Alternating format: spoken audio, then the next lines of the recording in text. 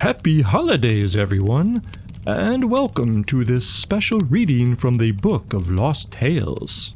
I will be sharing almost every story that has been told at the Gathering Stone so far, in hopes to accompany you over these next many hours. Whether you're spending time with loved ones, preparing food for a busy get-together, or cuddled up alone, I thank you for inviting me into your homes on these cold, cozy nights. So, without further ado, let us begin with the tale of Badruc and Orchid, an unlikely duo that found themselves wanting for more than the day-to-day. So, have you ever wondered what it would be like to join a circus? A roaming band of vagabonds jostling from one location to the next in pursuit of entertainment and keeping their past always at arm's reach. Well, this just happens to be where we find our stout little friend, preparing for another night of spectacle as he inspects the magical devices and contraptions that aid in his high-flying act, the Dwarven Cannonball.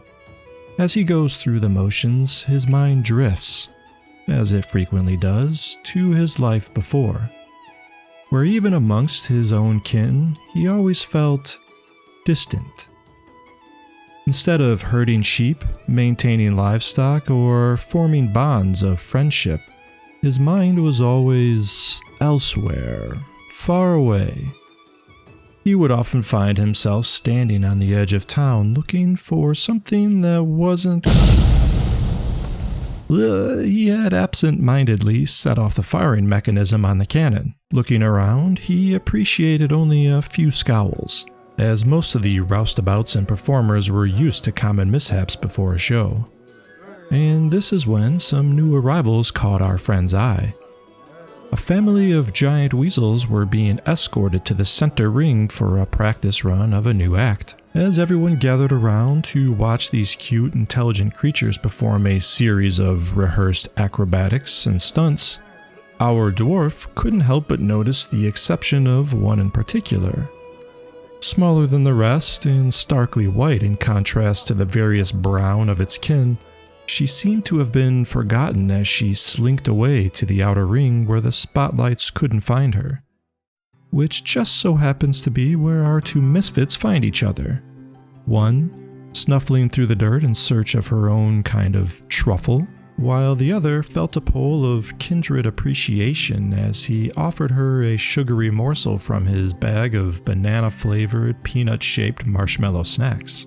Looking up from the dirt digging and sniffing the air inquisitively, she locked eyes for a moment before tentatively taking the curiously sweet and texturally interesting treat. Almost instantly, a like-minded bond was formed as they sat together on the outer ring, enjoying the pleasure of silent company and a shared meal, so to speak. Now, as the days went on, they began to spend more and more time together, saying much to one another without ever saying much at all. Sometimes even combining their acts, much to the appraisal of large crowds, where she would trust the cradled nook of his arms as they were crowded into a cannon barrel, then shot out at max velocity, soaring through the air together, dwarf and beast as one high-flying duo. But it was the quiet moments in between everything where the true nature of their relationship took shape, and a shared burning passion for adventure beyond the tightropes and tents took hold of both of them, as he remembered the lessons that had been taught many years ago of the care and understanding between animals were more important to him than he ever realized. While she was delighted just to find acceptance and companionship from someone so different from her own family. Not that they ever gave her the time of day anyways. Well, this bond would culminate into a decision to follow their aforementioned passion. And on one fateful night, they agreed to add just a little more magic than normal to their explosive finale. So when the time came, both crammed into the familiar darkness, excited with thoughts for what was about to be their new future, as the moments of anticipation were suddenly rocketed into the world with a much louder than usual raucous blast that shot our pair upwards through the rigging and sheer tent, further out past the fairgrounds to just within the faded line of dimmed lights, and onto a soft patch of grass for them to tumble. With one look back, they turned and set off for their adventure, together. And this is where we find them today, or rather where they found us, here, at the Gathering Stone. Ah, that was a nice one, eh? Now I will introduce you to someone who has become somewhat of a celebrity around these parts, though his beginnings were anything but. Alright now, the story of our misguided feline friend begins with the audible crunch of bone and the flavorful shouting of a filthy crowd. Minnow had once again sneaked out of the orphanage he belonged to, and found himself sitting ringside at his favorite dingy hovel, the Tooth Pit, a sunken circle of dirt covered in all manner of grime and sweat where fighters would battle it out in hand-to-hand combat, usually with only one winner at the end, either by submission or knocking out their opponent. Currently, a hard-knuckled human was nursing a broken nose courtesy of his much larger half-orc adversary. Things weren't looking good for the human, but that didn't stop Minnow from cheering him on nonetheless. Anyways, Minnow was and never has been much of a fighter. Always the runt, incredibly intelligent, but lacked that certain edge or physicality most combatants were flush with.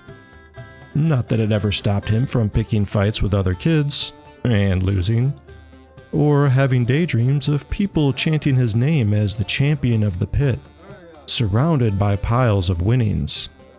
Someday, he thought. Someday that would be him. Luckily, at the stroke of midnight tonight, he would be turning 16 years old, the minimum age required in order to try out for the local Brawlers Guild. They ran these events, and it was the only way to participate, collect payments, and become a champion. For now, he was satisfied to watch, but come tomorrow, everything would change. Despite the fact he was born with an innate skill and talent for alteration magic, he despised his genetic shortcomings for physicality, and would do whatever he felt was necessary to achieve his self-imposed goals, even if that means cheating. Something he would come to find he is quite capable of. A few weeks have gone by at this point as we catch up with our calico companion, who happens to be in the middle of a sparring session at the Brawlers Guild training grounds just outside of town. Yes, not only was he accepted, but is also excelling within the guild, much faster than anyone would have thought him capable of.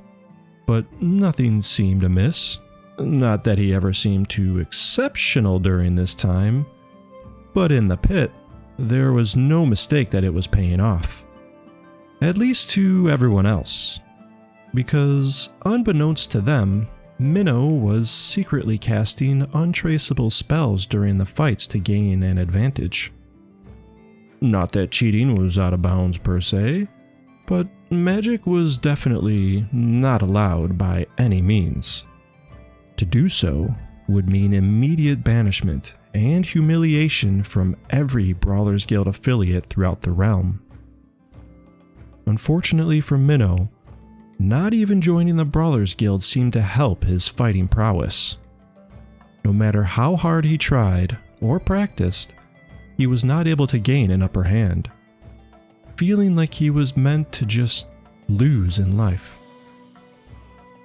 It started slowly at first, lengthening his nails a few centimeters during a fight, enlarging his feet or tail to gain a better foothold, stuff like that. No one noticed, and his skill at hiding the spells just got better over time, to the point of where we are now. where his grand entrances of bowing and flourishing his cape aside were mostly an elaborate show to hide what he was really doing. Casting tiny alteration spells all over his body simultaneously, while everyone else was distracted by the theatrics, allowing him to almost handedly win every fight up until this point, putting him in position to challenge the champion for the title of Ruler of the Ring. So on the evening of the big fight, Minnow stood enraptured by the electricity of the energy from the crowd, with Clint, the half-orc from the beginning of our story, facing him on the opposite side of the pit, glaring with smug intent. And it was during his usual show of bravado, tossing his cape aside, that Minnow barely had time to cast all his spells before his face was met with a massive fist, knocking him to the ground. He was able to recover quickly thanks to a few magical perks, but this wouldn't last long as Clint was a fighter unlike any other Minnow had faced.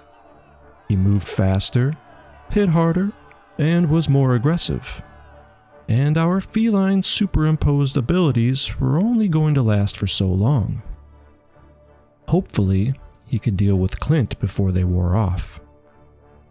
Seconds lasted for minutes, and the bruises, broken bones, bloody gashes, and swollen eyes were shared between the two.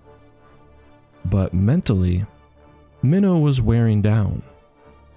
He became angered and scared that no matter what he did, the half-orc kept fighting. Nothing he did seemed to work. Damning himself for relying so heavily on magic, but also to have come so close, he couldn't give up. And then, due to sheer exhaustion and time, his magical empowerments faded, leaving him vulnerable to anything coming his way. As Clint dove for Minnow, taking him down in a tumble of dirt, dust, and blood, the half-orc surprisingly and quickly gained the advantage. Something had changed with his opponent, but he didn't care. Clint began pummeling Minnow within an inch of his life, surged on by a belief that victory was soon at hand. Minnow, desperately trying to defend himself to no avail, was breaking.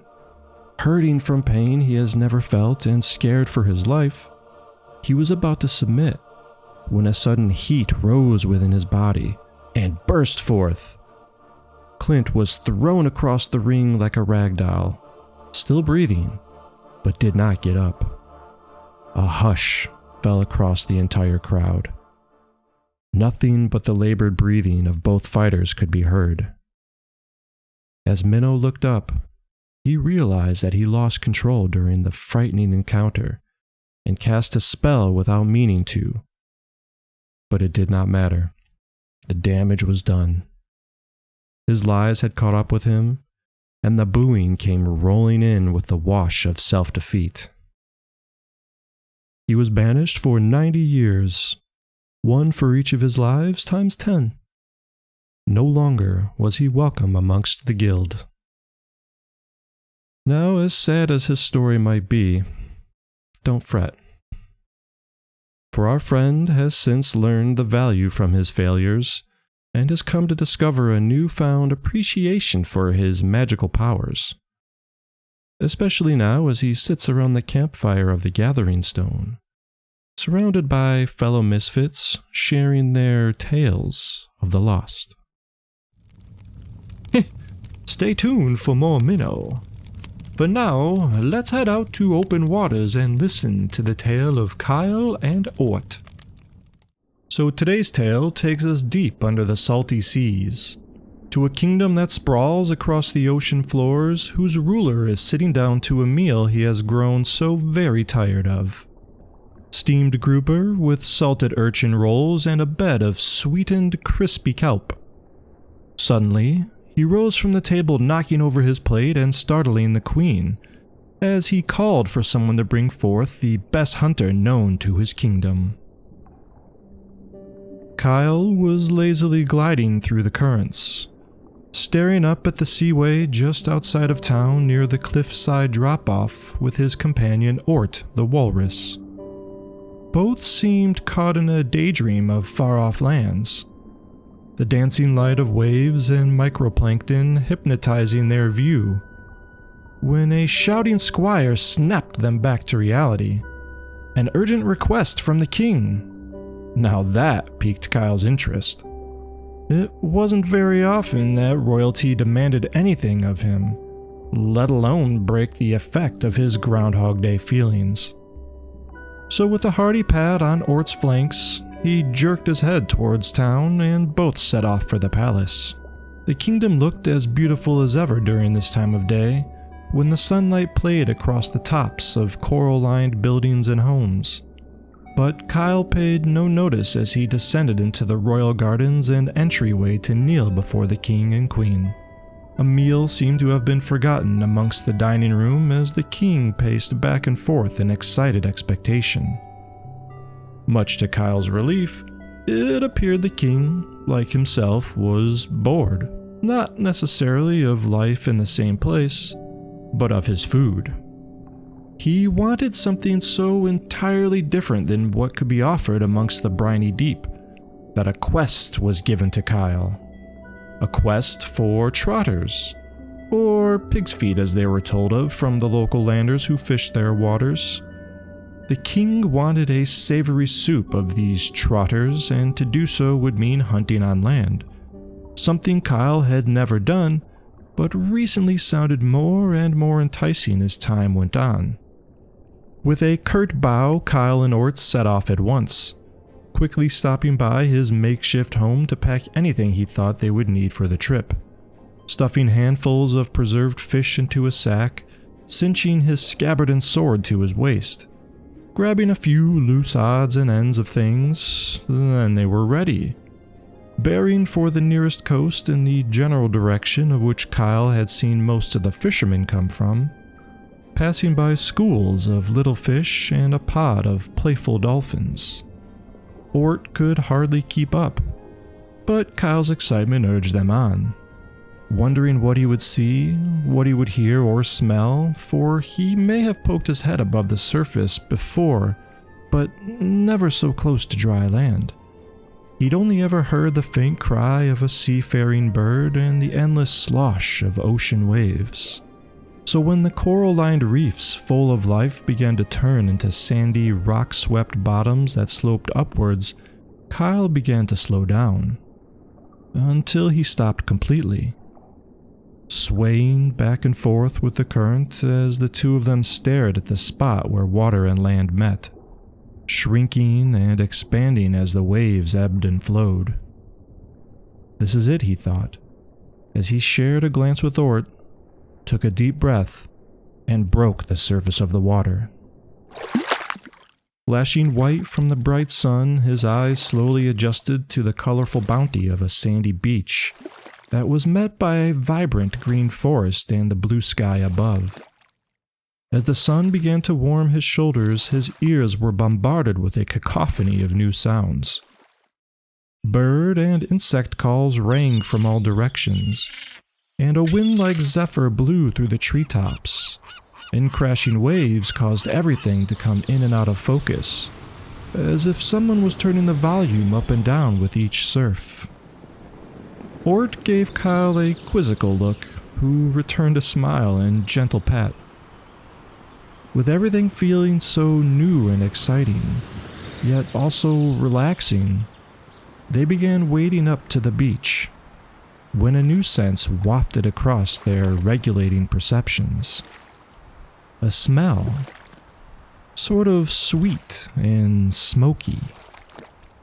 Looking along the beach, barely 70 yards away, two men, one tall and one squat, sat around a campfire, both staring in Kyle's direction as something roasted above the coals. They locked eyes for a moment, before jovially waving him over. Exchanging a curious look, both Ort and Kyle nodded before joining the men, which turned out to be an elf and a dwarf, around their makeshift camp. The odd pairing introduced themselves as Limgi and Gregolas, an adventuring duo fresh from a hunt and enjoying their spoils. Wild boar, Having never met a Triton before, they were intrigued, offering a meal in exchange for a story. Kyle obliged and settled in. He told them of his kingdom, the hunting grounds where he honed his skills, how he met and befriended Ort, the beauty of the underwater world, and at last, his quest from the king to track down and deliver some pig's feet. At this, Limgi told Kyle that he may be the luckiest Triton around, as the beast they were currently roasting just happened to be a wild boar, and he could have the feet if he so wished. Under one condition: to join them in their adventures, and share his stories of the underwater realm. Kyle thought he couldn't have asked for a better outcome. He and Ort agreed, of course. So, once they had sent the trotters off with a local fisherman to deliver, the band of 4 cleaned camp, and without looking back, walked merrily towards the open fields of wild grass. Now they have a great many more stories to tell, especially after arriving here at the Gathering Stone. But all in due time, my friends. All in due time. I do enjoy that little story. The watery deep always seems to hold my attention. Now, let's hear about the somewhat tragic tale of Dorian the Dazed and his memory loss. Most unfortunate, as I said before. Dorian only remembers about 2 weeks' worth of his life, up until this point. He doesn't know how he came to find his way to the Gathering Stone, why he is here, or what his purpose is. Now, from what we have been able to piece together, he is a druid. And not just a druid, but one of the Flame. The Circle of Firestorm, I believe they are called. Very interesting indeed, as there isn't much known to the outside world of their practices. Which brings us to the very crux of Dorian's tale, as it just so happens that sadly, or remarkably, depending on how you look at it, those 2 very important weeks that he remembers are the first 2 weeks of his waking life in this realm. Foggy as though it may be, he told me that on the night of his birth, a sweltering heat was all-encompassing as he emerged, surrounded by blazing structures of fire.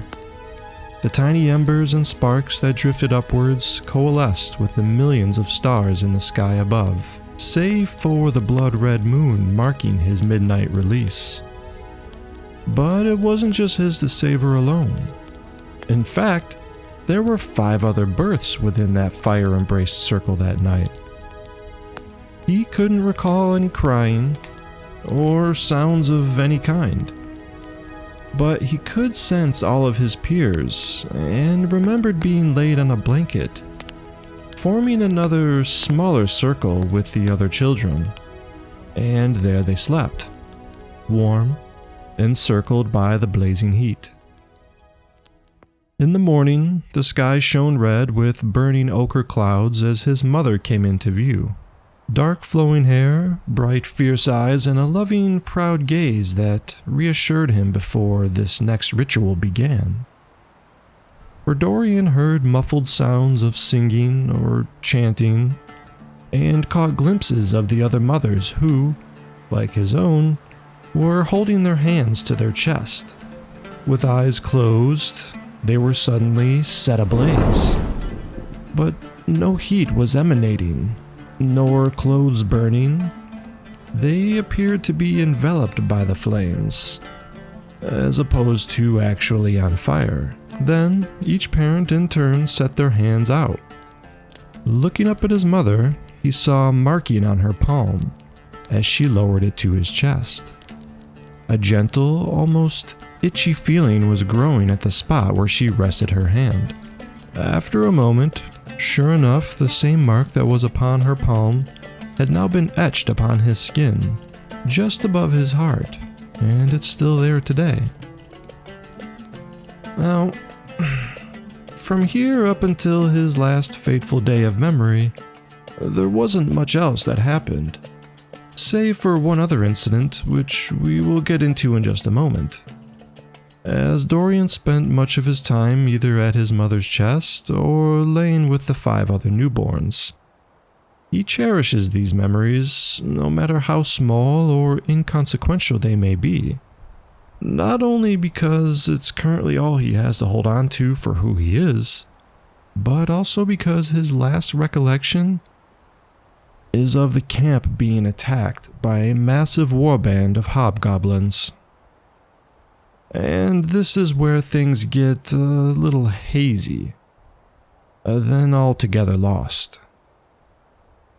As he remembers the ground trembling, many muffled yells, growls, screams, and shouting.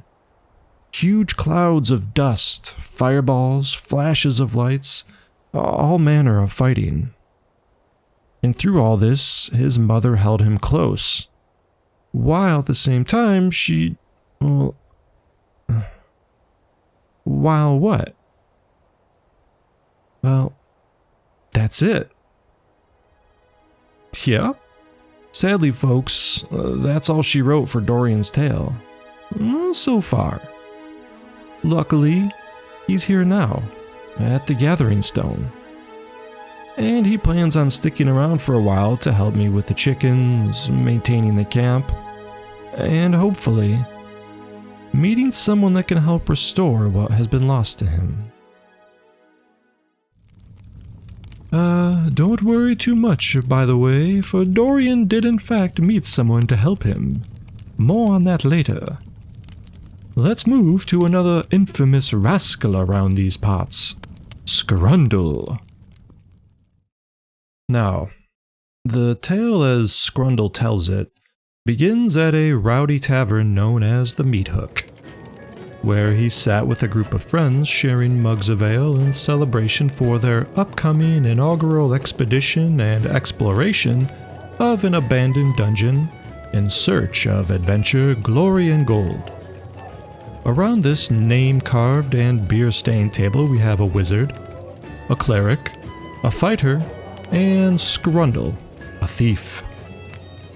Together, this small band of companions makes for a well-rounded group, save for the fact that none of them has any practical experience. Just a youthful thirst for exploration and challenges to prove their worth. Jumping ahead, we find our group deep within the underground ruins of the aforementioned dungeon. Days into the adventure, the crew is still in good spirits. They may not have found any treasure yet, but the few monsters they came across were quickly disposed of, and that seemed to be enough to keep their spirits up. On the 5th day of their spelunkering, they were trudging along a dark corridor when a small bit of light began to flicker at the end of the hallway. As they slowly approached the beacon, that tiny flicker grew into a glittering mass of warm, resplendent sparkles. A treasure chest sat in the room at the end of the hallway, with what appeared to be a healthy amount of gold and jewels, cascading a bouncy light reflected from a lonely torch hanging on the wall. In excited exasperation, the cleric sprinted forward to bask in their premature splendor. His party members grasped at air as they shouted for the fool to have patience, but it was too late. Not 2 footsteps into the room, the cleric sank waist deep and was then swallowed entirely. Within seconds, the shadowy silhouette of their friend was gone, with barely an audible scream or sound of trouble. It happened so fast. Shocked, horrified, and unbelieving, the rest of the party slowly approached the room with torches raised overhead. Standing upon the threshold, nothing could be seen of their friend, nor of any disturbance. They prodded the floor where he disappeared, but nothing was amiss. For all intents and purposes, the room appeared to be nothing special save for the treasure and all manner of crates, barrels, chairs, and sacks. With weapons drawn, they tiptoed into the chamber. Avoiding the spot where the cleric disappeared, the fighter placed a heavy foot down to the right, and a barely audible sounded within the floor. A sudden rattle and loud clang followed as a sturdy iron gate dropped into place behind them, sealing our trio inside. With a heavy sigh, Skrundle bent down to look at the floor where the fighter had placed his foot. Prying up the false tile, he observed a contraption and locking mechanism that was unfamiliar to him, but he set to work nonetheless to try and find a way to release the trapdoor that fell into place. His teammates, although still unnerved, felt obligated to make something of their trip, especially for their fallen friend, so they advanced on the captivating chest. Not seeing anything out of the ordinary, they began plunging their hands into the cold treasure and filling their pockets, pouches, and sacks full to the brim.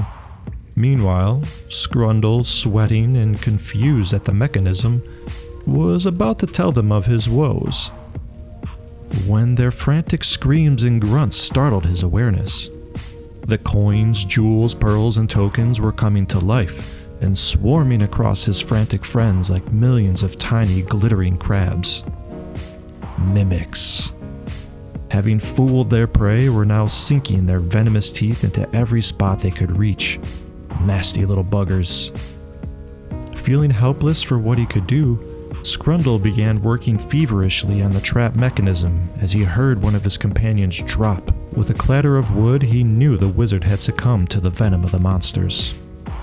He heard the creatures begin to scuttle his way as another thud sounded from behind. The fighter. With a hopeless last attempt, he ripped the entire trap out of the floor and a release sounded just above. The mimics were almost upon him. His friends were completely enveloped by the monsters, and without knowing what he should do, a sense of self-preservation washed over his body. He leaped for the gate, was now able to lift it from the released locks, and with one sorrowful look back, he ran for his life.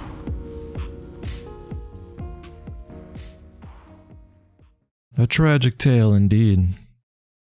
One that Skrundle has learned greatly and regrettably from. Which is probably why he bonded so quickly with another of our fellow misfits here at the Gathering Stone. For Minnow, our feline delinquent, was very understanding of the mistakes of youth, and with it, a new friendship was born out of loss. Friendship indeed! I can't wait to see what those two get up to. I think it's time for a little poem break. How about you?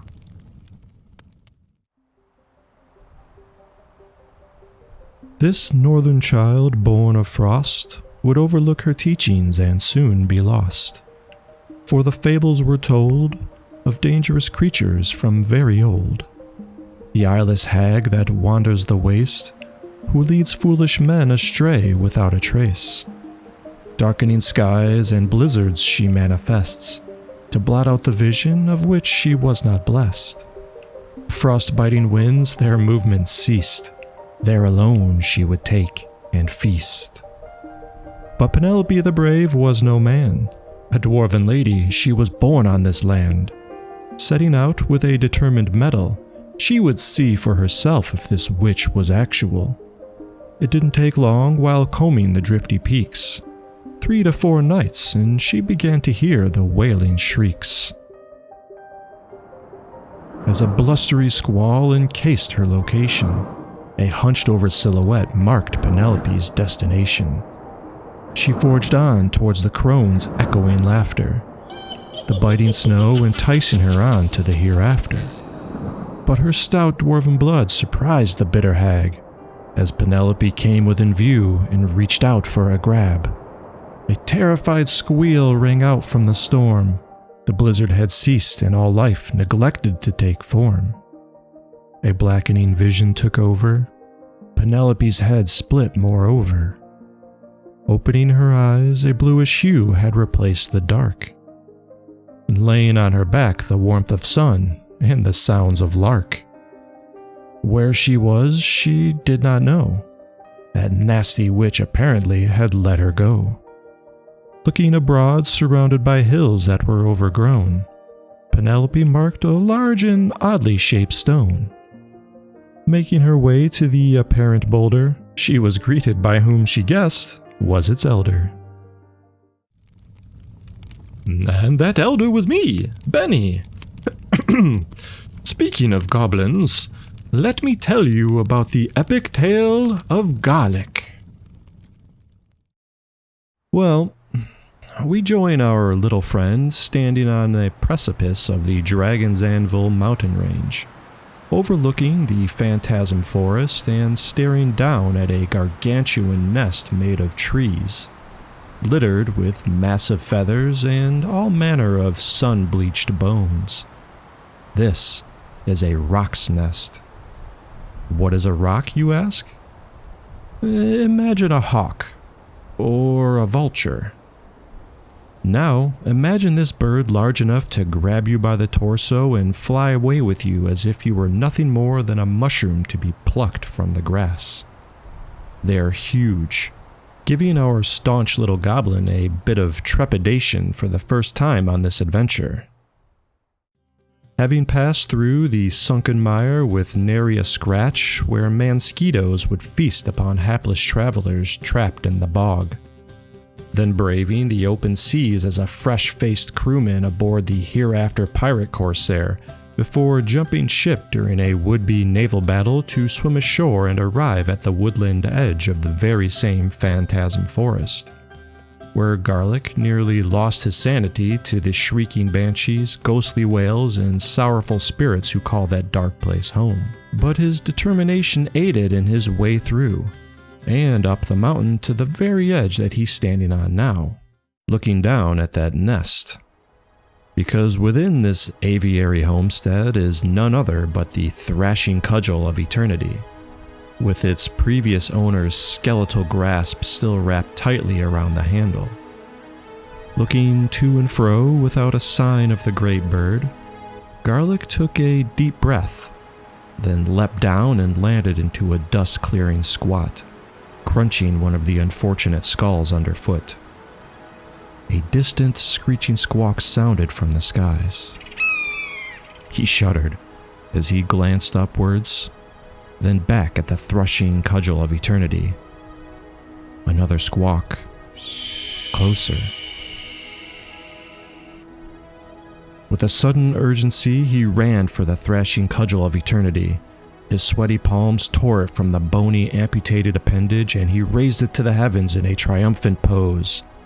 A thunderclap rang out across the peaks. And suddenly, the enraged rock abruptly appeared from the gathering clouds and descended upon its thief. Garlic stood defiantly poised for battle with his newfound power. "Bring it on," he muttered. But there is one thing both of these combatants failed to acknowledge. Garlic is a goblin, and a short one at that, standing at barely 3 feet tall. So not only did the massive raptor have trouble seeing and understanding what it was looking at, our hero's attempts at attacking barely registered. Valiant though they may be, they were pretty badass though, as with every smack upon the Goliath's taloned foot a shot of electricity sparked forth, followed by an amazing riff ringing from the heavens. Annoyed, but no longer angered, the rock merely pinched the tiny goblin by his trousers and carried him away. All the while Garlic was yelling obscenities while bashing at the leathery foot to no avail. About half a day's journey from the Dragon's Anvil Peak, Garlic had all but given up when the mammoth-sized bird began circling.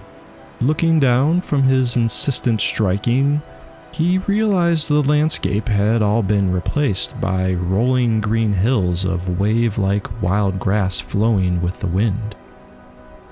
He would have thought it relaxing if it weren't for the encircling motion causing an upheaval from his stomach. The dizzying movement would eventually subside as the land was slowly growing up to meet them, and Garlic could make out a fairly large boulder with what appeared to be a campsite full of activity.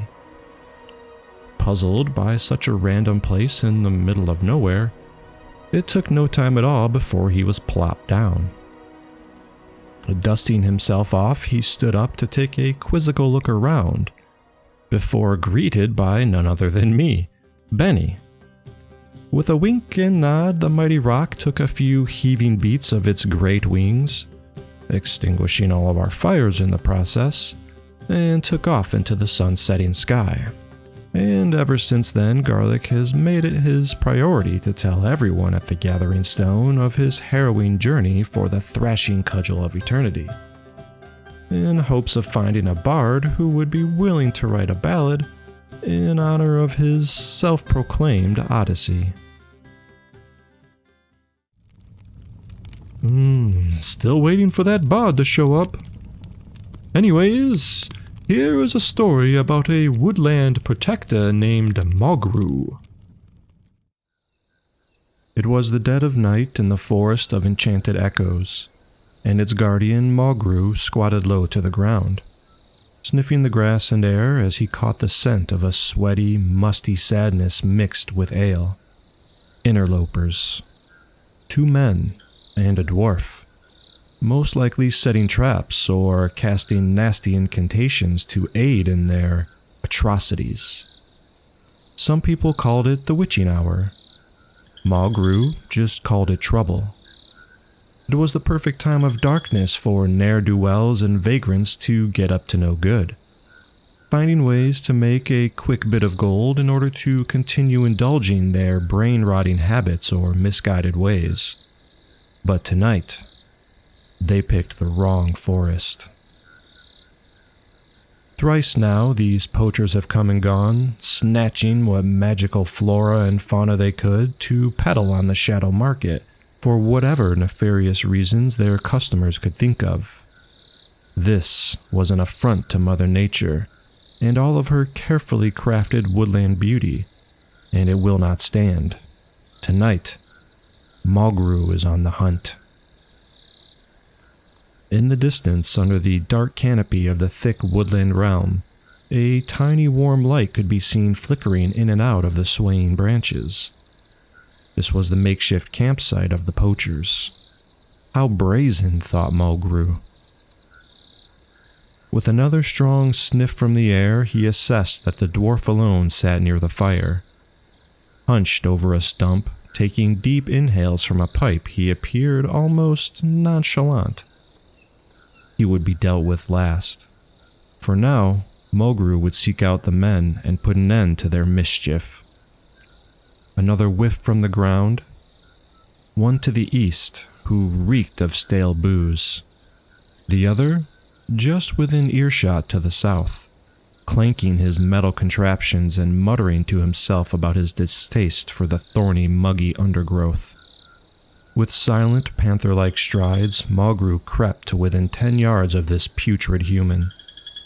Crouched over an iron cage meant to draw in the attention of tiny fairy dragons with shiny baubles, he did not notice the bugbear looming ever closer. With muscles tensed, Mogruu closed the distance in one giant leap, pinning the man to the ground, raking his claws across the throat before any audible yell could be exhaled. One down.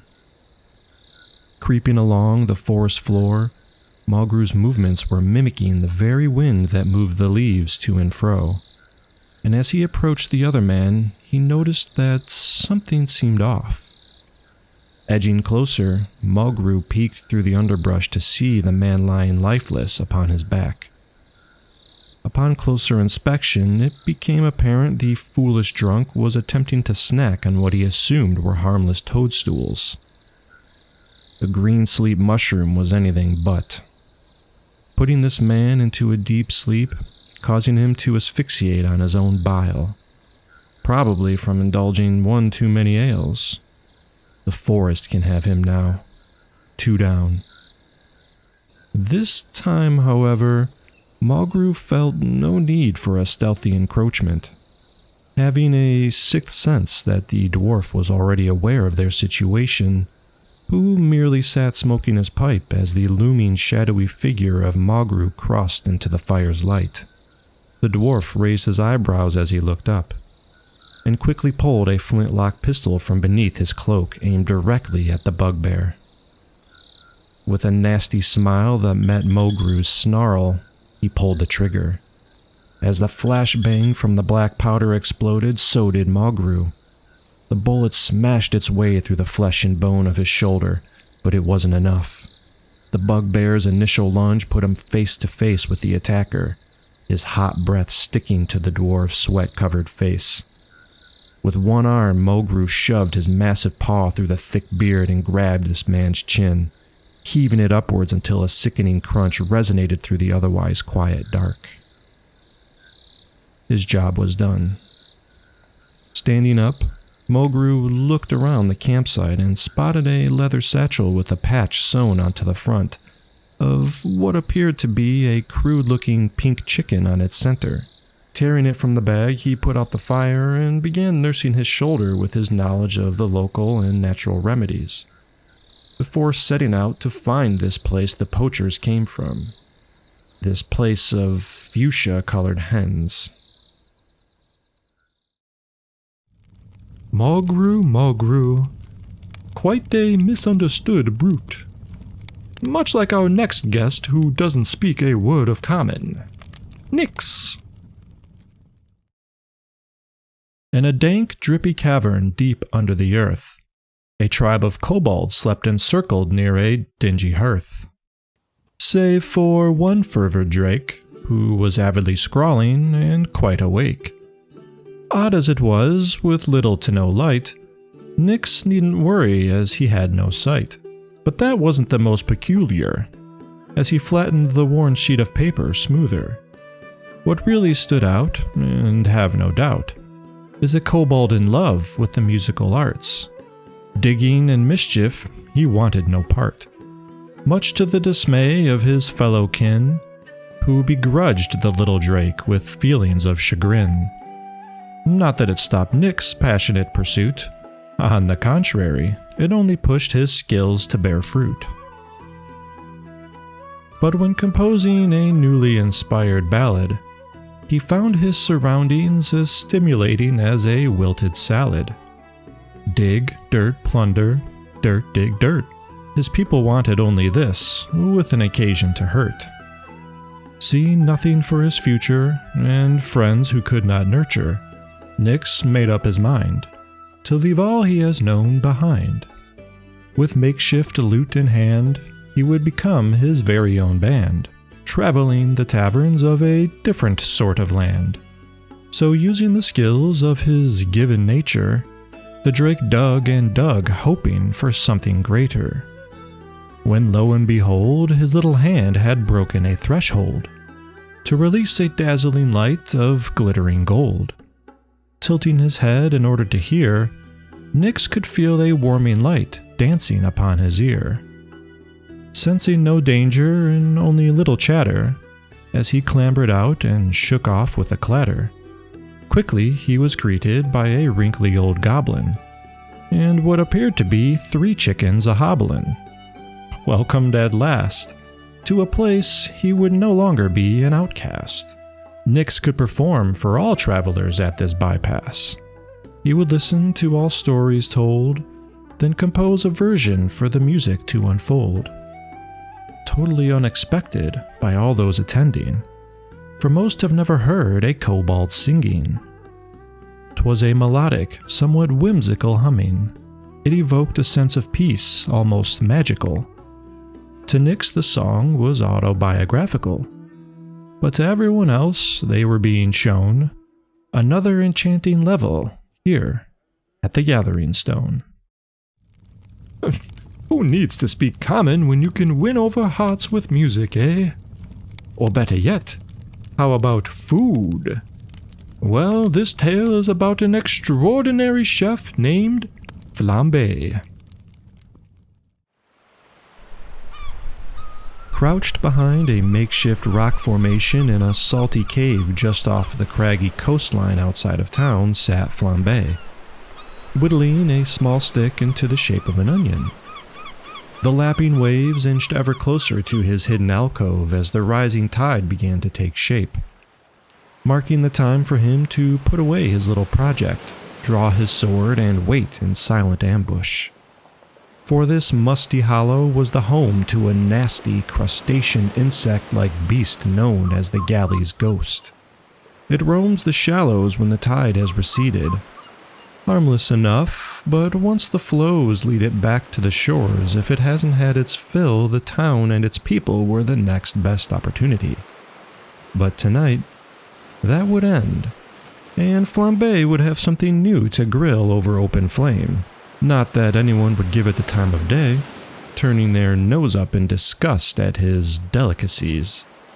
But you never know. Just the right mix of spices, maybe a little squeeze of lime, and they might come around to see things his way.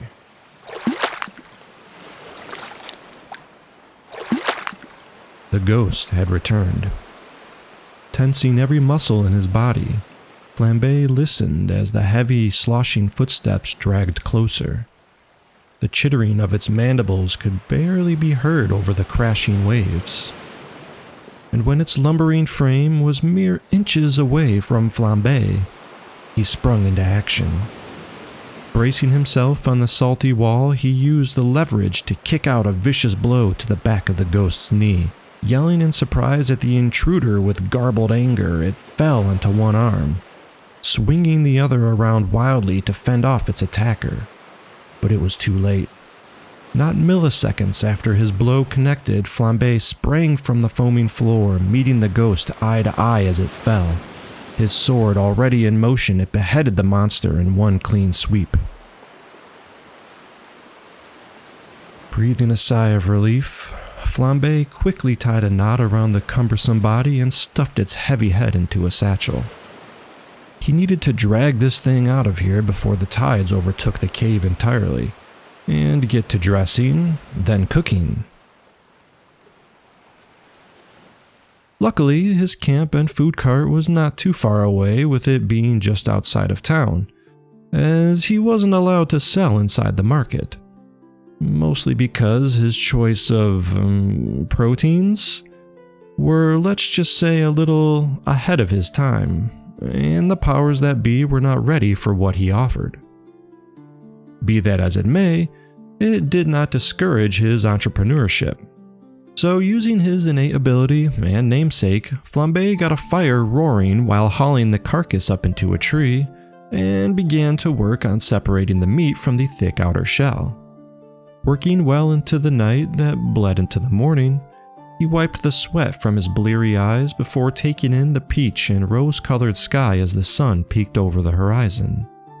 With no time to waste, he dragged the tarp from his roadside stand, revealing the beautifully hand-painted sign, "The Grand Gourmand, Flambe's finest food."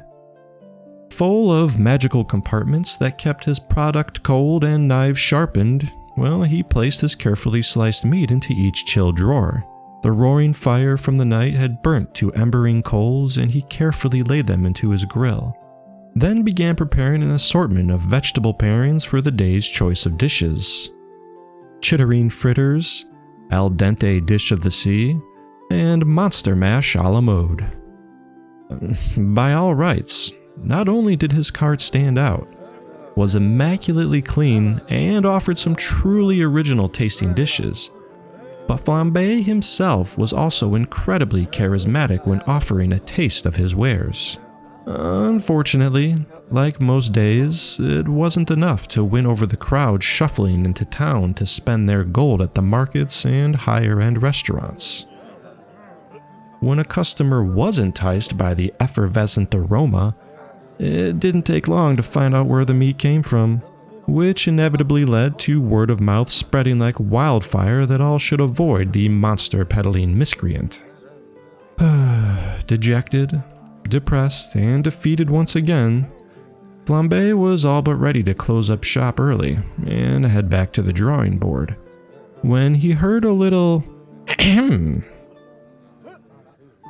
Standing barely 3 feet tall, an easy-to-miss, small hooded stranger with a long, protruding white beard stood before the cart. "1 chittering fritter, please, kind sir." And he held out a small gold coin in his green-skinned palm. Offering it on the house for fear of what was to come, Flambe cooked up his best portion yet and handed it to the tiny fellow. And with a few satisfying crunches later, the hooded stranger licked his mustache and nodded. Then proceeded around the cart and beckoned Flambe closer to him.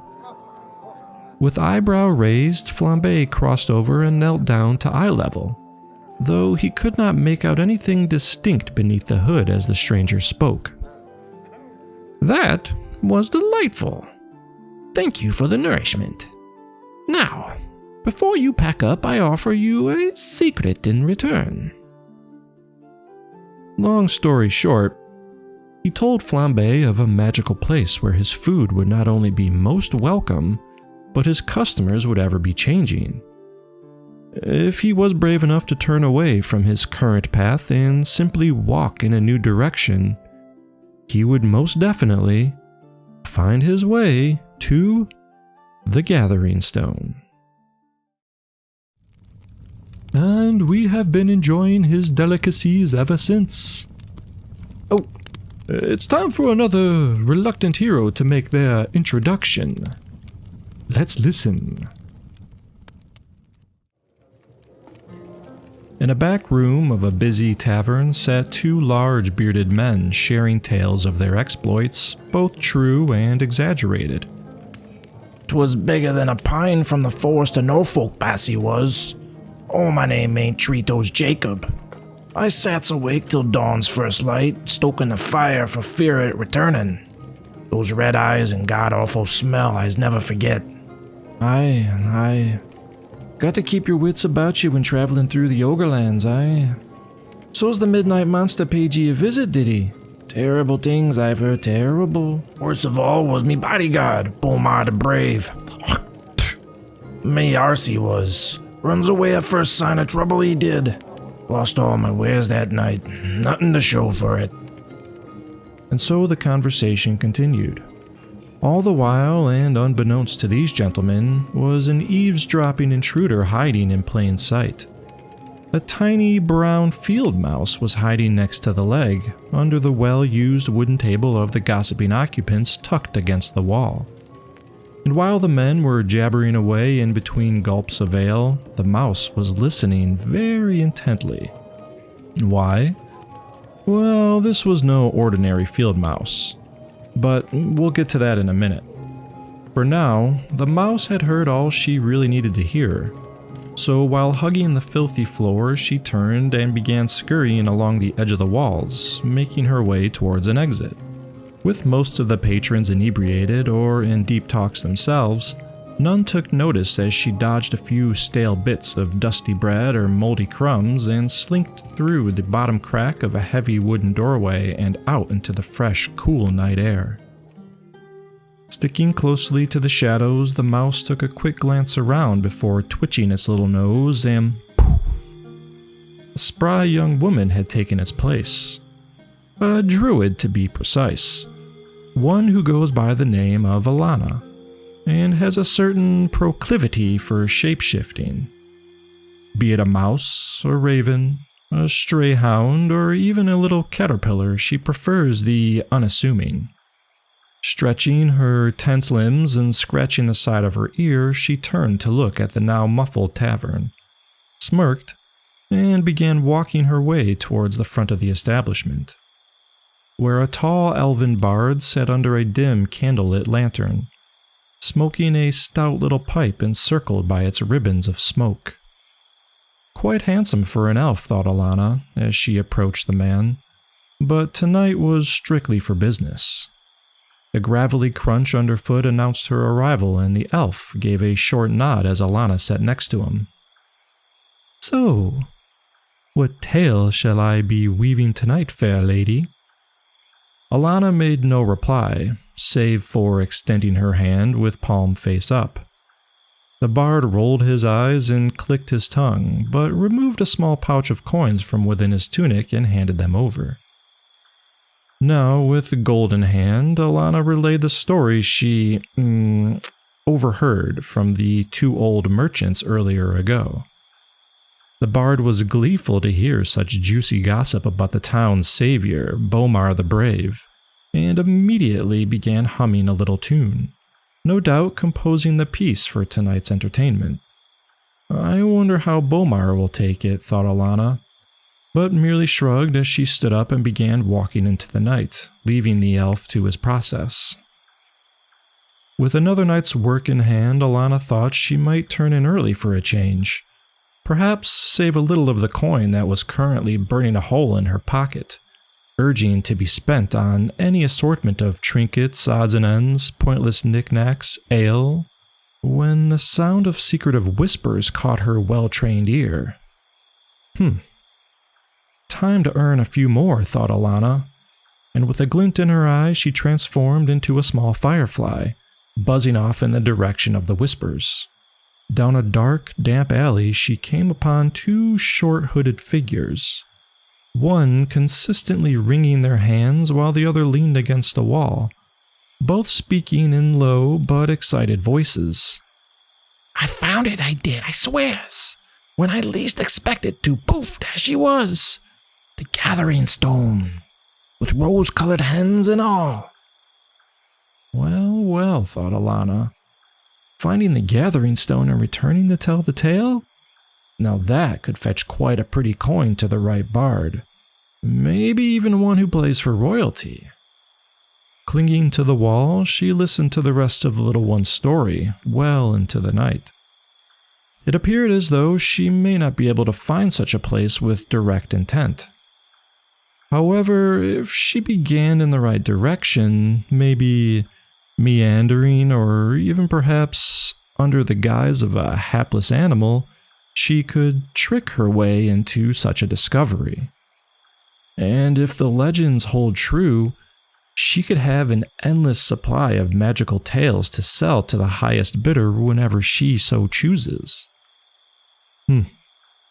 Having made up her mind, Allanah left the two to their arguing, and buzzed her way to the edge of the town before taking on the form of a crow and setting course for the wild horizon. You'll have to stay tuned for more. For now, how about a light little romp of a story about my very home and a gnome with a penchant for thievery. Frantically running from a 300-pound, nearly 7-foot bugbear was definitely not how Charlie wanted to start his morning. As he dove between Flambe's legs, who was just beginning to prepare a nice breakfast of fig head and mushroom scramble for the camp, Skrundle and Minnow were rolling with laughter while the chickens followed Mogruu in excited pursuit of the accused klepto. Seeing a ripe opportunity for entertainment, Allanah shifted into a chicken herself and ran in mock exaggeration behind the others. Charlie swore up and down that he would never dare take a thing from Mogruu, but it fell on deaf ears. The little gnome had ruined his reputation within the first few days of his arrival at the Gathering Stone. He just couldn't help himself.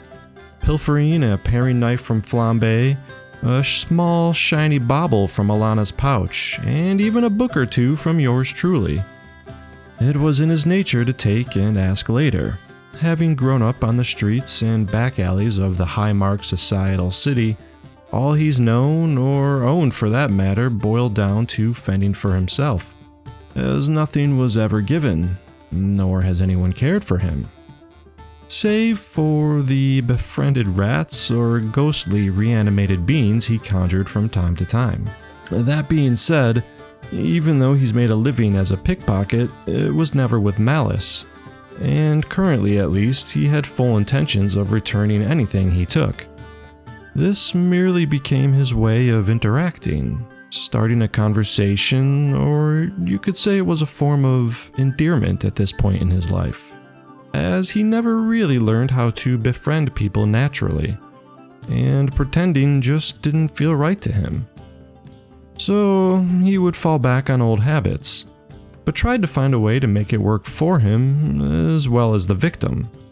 Because the very last time he made a true attempt at burglary, not only was he caught and jailed, but for punishment, his pinky was removed from his right hand. Ugh, how dreadful. At any rate, you could say that Charlie had learned his lesson, but old habits are hard to break. Back to his current predicament, Charlie rounded a corner of the Gathering Stones encampment and tripped over a few crates that had fallen during the shenanigans, which was just enough of a slip-up for Mogruu to close the gap and grab Charlie by the scruff of his robe. The chickens dispersed, save for Allanah, who ran straight into the back of the bugbear's leg. Poof! She turned back into her half-elf form, rubbing her head with a look of chagrin. Mogruu was unmoved, pulling Charlie within inches to his face and growled, "Give." Having no idea what Mogruu was talking about, Charlie began frantically emptying his pockets. A few coins, a silver hair barrette, Penelope's, 2 acorns, Dorians, a little rock with a smiley face, Nix, and a broken pair of glasses, Benny's. I mean mine. With an awkward grimace, he shrugged while everyone else came to collect their belongings, including yours truly. I had just stepped out of my hovel to witness all the commotion when I took note of the poor gnome about to be torn in two. "My dear Mogruu, please unhand the tiny fellow. I'm sure whatever he has done can be resolved amicably." "No, take bread." No, he did not. I borrowed your patch, Mogruu. I wanted to understand the stitching to discern where it may have originated. One moment, please. A few seconds later, I had returned with Mogru's patch. It was an emblem of sorts with a picture of the chickens, one that he took from poachers, which led him here. Dropping the gnome to the ground, he gently took the patch, grunted, and went back to his brooding. Charlie dusted himself off, looked embarrassingly around the camp, and summoned a few floating skulls to accompany his bruised ego before walking over to Garlic, one of the few friends he's made since arriving. The goblin found Charlie's tricks amusing, and the two seemed to share a certain love for fast-paced music and the adrenaline rush of living close to the edge. Whatever the case may be, I'm happy to see at least some progress for all the lost wanderers around here, for it's getting quite cramped as of late. Hopefully, with some alliances being made, these little parties will eventually set out on their own and make way for any new individuals who are in need of a little pick-me-up or respite, as the Gathering Stone will always be here for them. Otherwise, its namesake may as well be a transient existence. Well, strap yourselves in, folks. It's time for a story of love, loss, and battle. For this is about two adventurers that have come and gone. This is the tale of Moose and Aria.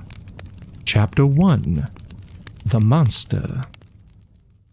Now, in case I wasn't very clear a moment ago, Moose was actually one of the lost who stayed with us a little ways back. Recovering from a broken heart, he eventually felt well enough to move on. But what was interesting about Moose, compared to many others who come here, is that he left on his lonesome. Normally, these adventurers make friends, plan, and set out together from the Gathering Stone. But not Moose. Whatever the reason may be, that's between him and his gods. He did, however, form a little band of quest seekers on his own, but a lot of those details are not readily available.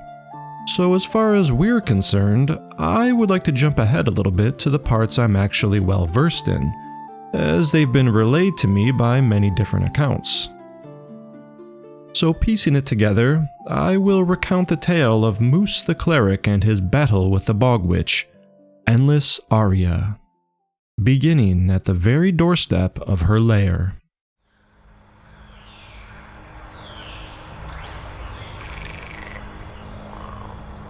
Within the Neverlight Swamp, a truly dreadful place Moose had never hoped to return, but he couldn't let continue what he ran away from so many years ago. It was his fault that so many hapless adventurers were caught within the bog's dark aura, only to find themselves entrapped by its ever-hungry, ever-growing occupant. And as her hunger grew, so did the reach of the swamp's decay. Slowly taking over all surrounding lands, festering, swallowing, shutting out the burning sun. This place was cold, yet was dense with a thick fog. Your only hope of escape, confront the witch, and hope to live to tell the tale, but with a being whose heart was so dark, an eternal foreboding overcame all to cross her path. It was easier said than done. Be that as it may, this was Moose's task, to end what he couldn't all those years ago.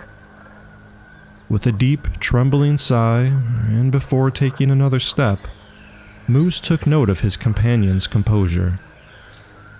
The sorcerer was no worse for the wear, looking stern and covered in bug bites or muck just like the rest of them, but ready for battle with staff in hand. Their fighter lost his shield amid a scuffle with a giant swamp leech, and a bit of his self-esteem never recovered. Yet he seemed as staunch as ever, offering a curt nod in return. The bard, not surprisingly, appeared to be the most well-off. Moose had a suspicion that their insistent humming was most likely some sort of superficial protective spell from the elements. Whatever the case, it kept the bard's spirits up, so that would have to do. Now, clutching his own medallion, Moose began an incantation that would spread a soothing warmth amongst the crew, emboldening their weary hearts for what's to come. But just as the words were escaping his mouth, a soft, soothing melody echoed from within the putrid tunnel before them. And through that darkness, a slender, bare foot stepped forward, followed by a stark, beautiful woman bathed by moonlight from a moonless sky. Her long midnight hair draped her shoulders as it trailed down to the mucky earth. Moose's heart shattered all over again, his lost beloved standing just meters away. Gathering himself, he was reminded that this was nothing more than a trick. Although heart-heavy, he was not fooled. Yet his companions were not so lucky, lost under the voice of the endless Aria. The bard in particular had already floated too close to the enchanting danger. Within seconds, Aria's face contorted, her jaw unhinged, her human body gave way to a slimy mockery of twisted flesh, and swallowed the man whole.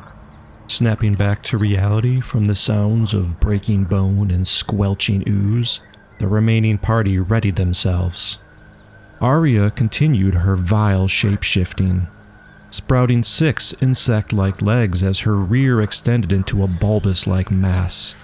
Her size continued to expand, twitching with pus-covered mucus to form some sort of disgusting spider bog witch. An abomination and affront to all Moose has ever known or revered. It saddened him deeply, but he would mourn again later. For now, he finished that incantation. An orange glowing warmth spread out from him and to his remaining party. Aria shrieked an unworldly noise to the skies. Time to feast.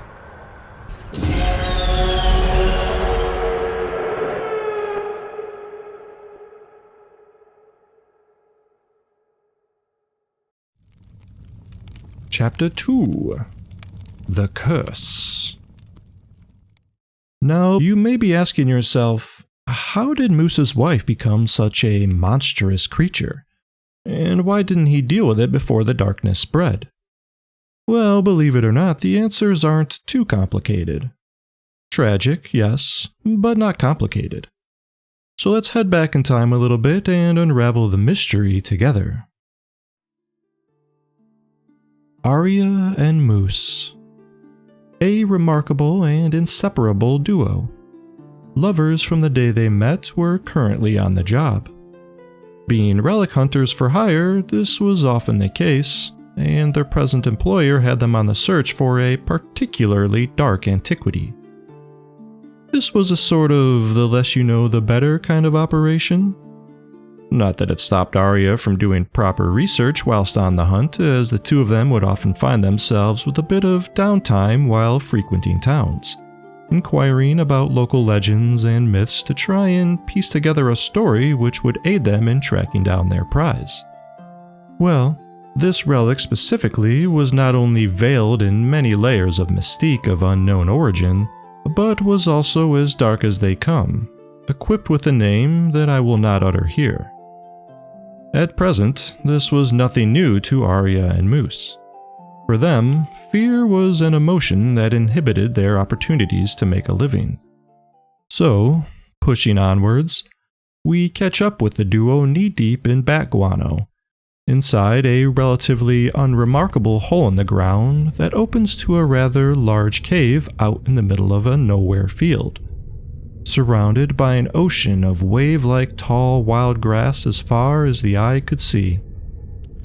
Back in the damp cave, the day's light was glinting out, and while Moose set ablaze 2 torches for them to see, the ceiling came alive with movement. The brown bats were taking flight and heading out for a night of feasting. An hour or so later, the entire orchestra had vacated, leaving Moose and Aria to their task at hand. Pulling out a tattered old book from her pack, Aria cast a levitation spell on her torch and began to go over the text about the artifact again, while Moose led the way forward and down. By all accounts, it was quite a boring cave dive. So long as you aren't claustrophobic, I suppose, but the most worrying part of their descent was the absence of practically anything. No insects, critters, nor movement of stone could be heard. It was as if the deafening silence was forcing itself upon them, begging them to turn around. Trudging onwards, the two continued down the winding and rocky path that eventually opened to a small dark room. The air was heavy here. The mounting silence forced their beating hearts to become audible, and as the torches lit the area, they could make out little exits around the small chamber, too small for any normal person to fit through. And against the wall on the other side of the entrance sat a barely visible, weather-worn and mostly broken human skeleton, bare save for a blackened heart-shaped object clutched to its chest. This was it. Setting aside the foreboding feeling of the room, they approached the dried husk. Crouching down to have a better look, Moose tilted his head and removed a leather pouch big enough for the relic to fit into. Aria rested a hand on his shoulder and flipped through her texts. This seemingly hateful object was once the twisted heart of a being not from this realm. Cast out for reasons unknown, it wandered our land, spreading pestilence and sorrow wherever it roamed. Not much else is known of its origin or demise, but these words were repeated every so often amongst the text. Do not let it touch you.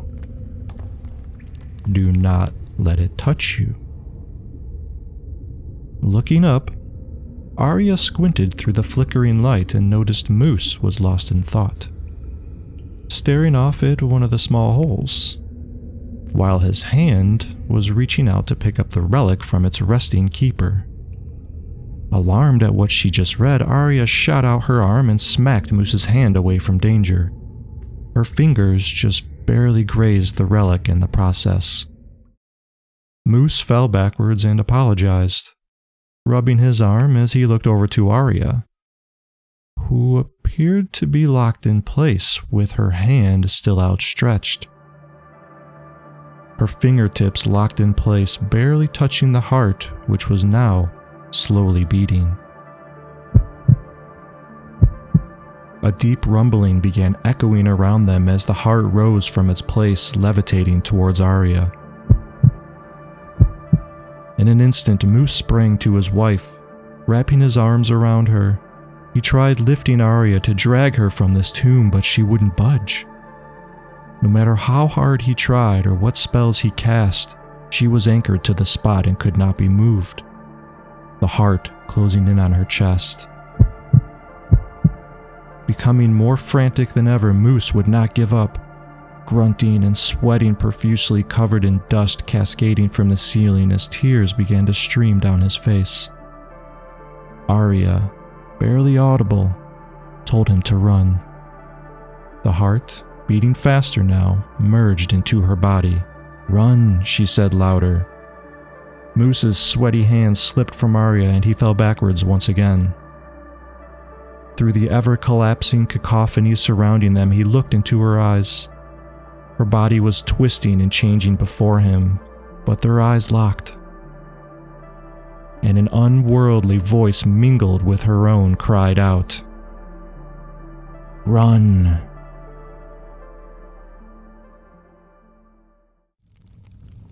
Chapter 3: Redemption.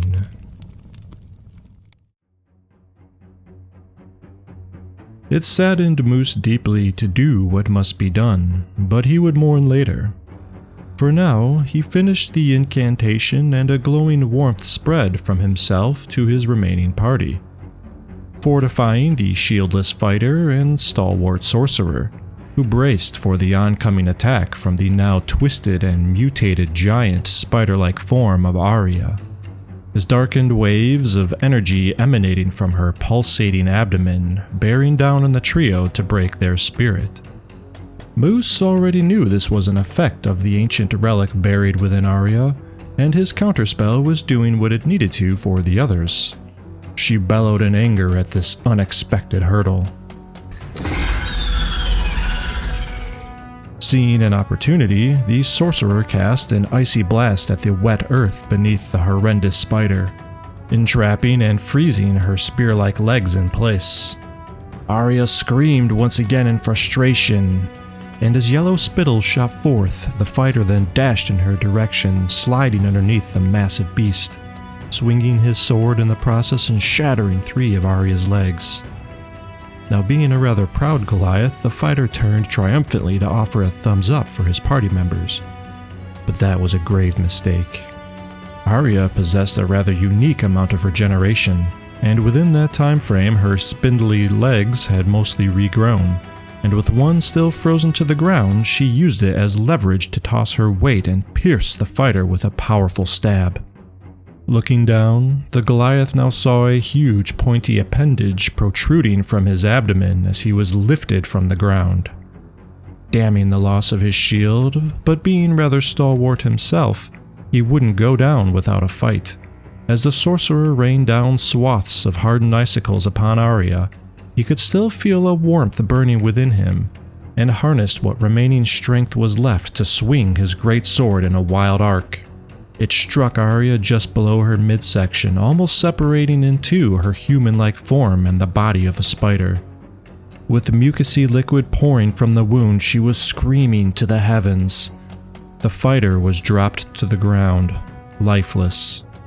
Seizing yet another opportunity, the sorcerer showered Aria with a freezing gust of wind and snow, halting her reattachment and slowing the regrowth.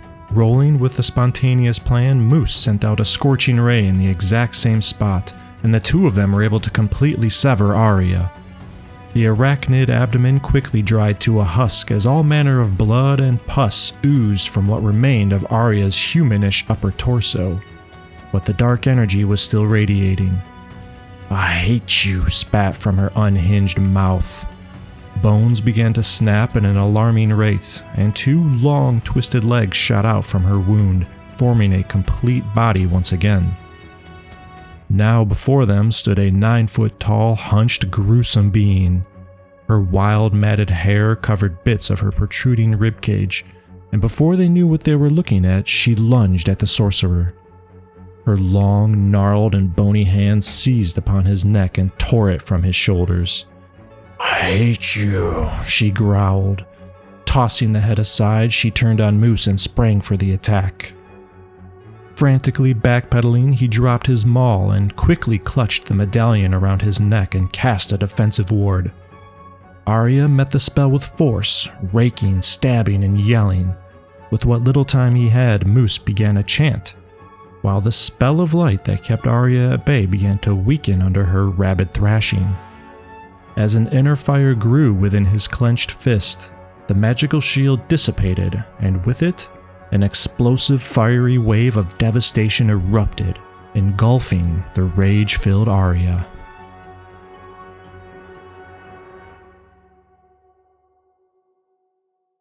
Blocking his vision from the forceful light, Moose blinked as it waned with a sickening thud of flesh hitting the earth. Aria's limbs were completely obliterated by the fire. What remained of her torso and head convulsed on the scorched ground.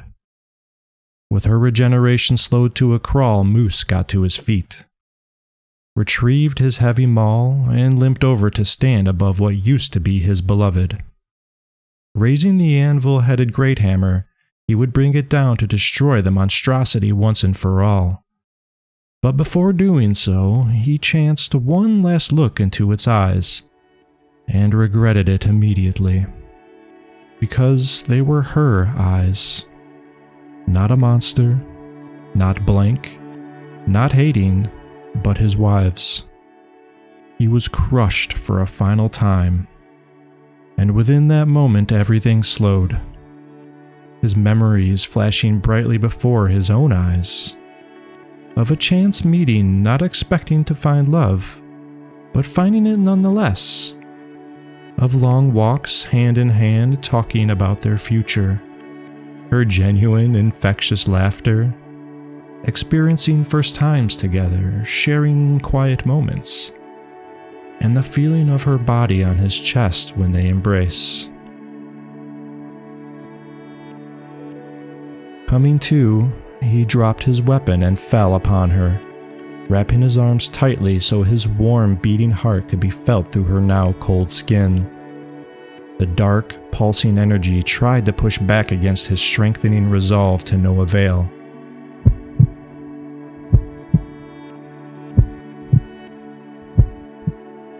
So, the relic within forced its remaining power to regrow the body.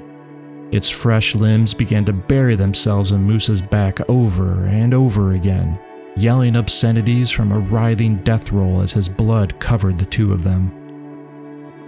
Moose held on tighter, and his heart pulsed heavier and heavier, sending out shockwaves of warming sorrow and love that finally touched the darkness within Aria, fracturing the ancient relic as his vision darkened.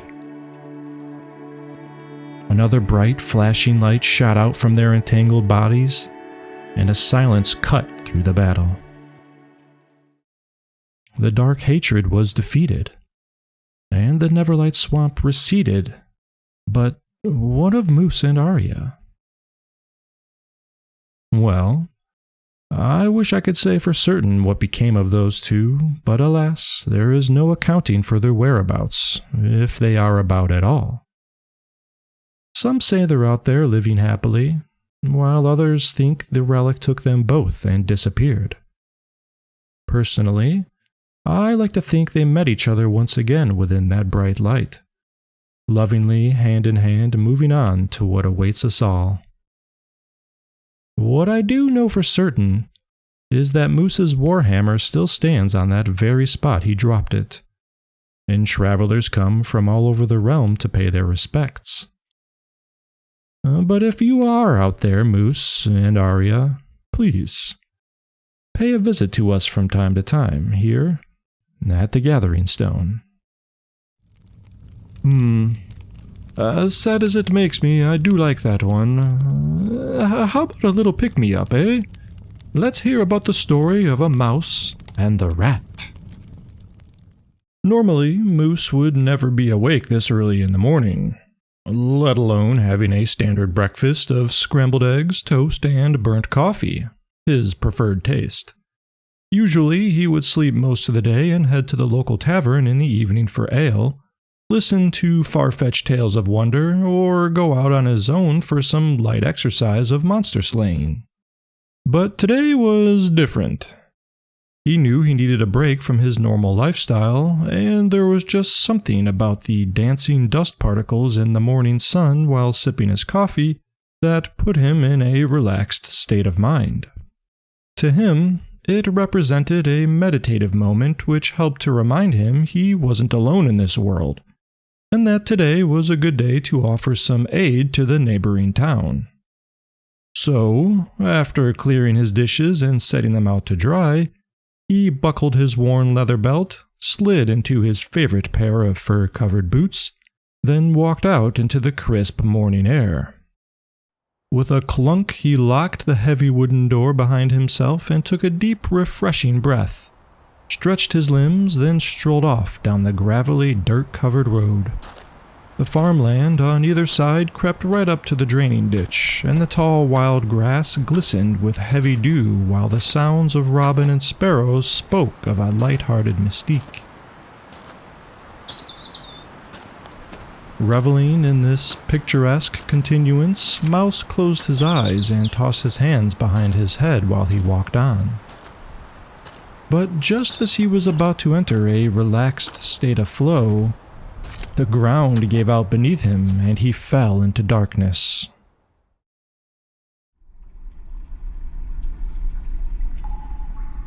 Coming to, Mouse shook the confusion from his head as he squinted up at the bright hole that had just engulfed him. Must have been about a 10-foot drop, he thought. Luckily, he landed on some soft, muddy earth that now caked his once clean boots. As the sound of trickling water caught his ears that ran underfoot, and the smell of damp, rotting plants filled his nose. He said aloud to himself. These must be the sewers that run through the land.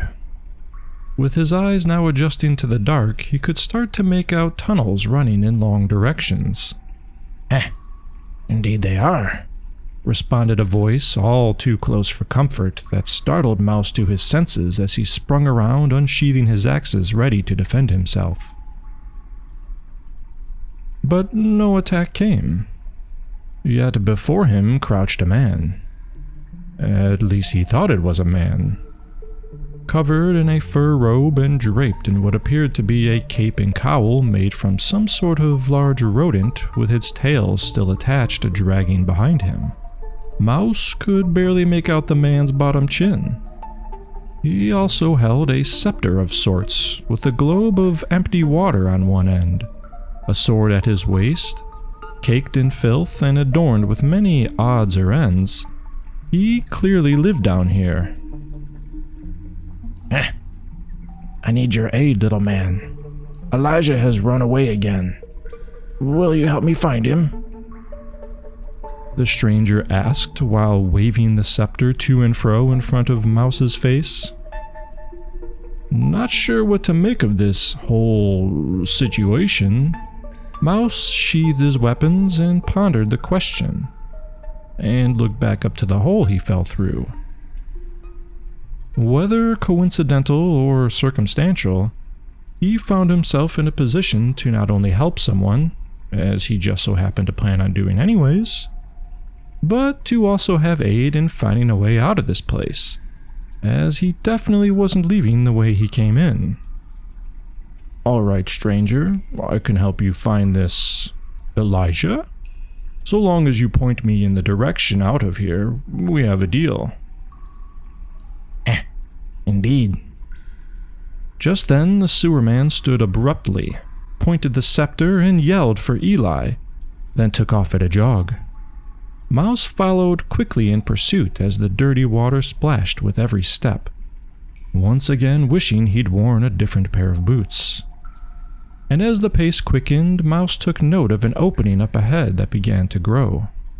Not too soon, he thought, as the stranger's stench from running ahead was overtaking Mouse's nostrils with every heaving intake of breath, when they came to a slowing halt, just a few paces away from the aforementioned opening. It was a round, tube-like room with water flowing at the bottom. Other tunnels partitioned this way and that around its rim, and a sparse overgrown grate at the top that allowed a few bits of sunlight rays to dance about its otherwise dark interior. But Moose couldn't see any out-of-place shapes, let alone another person. What was this rodent-enveloped stranger playing at? As the two of them crouched within the large porthole, he whispered, "There," pointing out to the middle of the room. Following his finger, Mouse squinted into the haze and spotted what appeared to be a small goldfish floating about as if swimming through water, sparkling in and out of the sun rays. What sort of magic is this? Mouse wondered.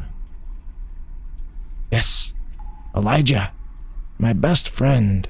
Always playing tricks, making me chase him down. Heh. Mouse shook his head and didn't quite understand, but sighed, then offered a question. So, what now? Element of surprise. You catch him, bring him to me. Surprise? Me? Mouse pondered for just a moment before the sewerman grabbed hold of Mouse's back and tossed him with tremendous force at Elijah. Grab him! He shouted. Not knowing what else to do and damning the situation he put himself into, Mouse focused on Elijah, and as the wind hollowed past his ears, he quickly clasped his hands around the tiny and surprised little trickster. Tucking his head and knees, he landed on the other side of the room in a different tunnel, rolling to a stop with the goldfish ramming around inside his hands. Very good, little man, shouted the stranger, who took one giant leap and closed the distance to stand before him. Then, pointing the scepter at Mouse's hands, he muttered an incantation, and with a slosh, Elijah popped back into the globe of water at the end.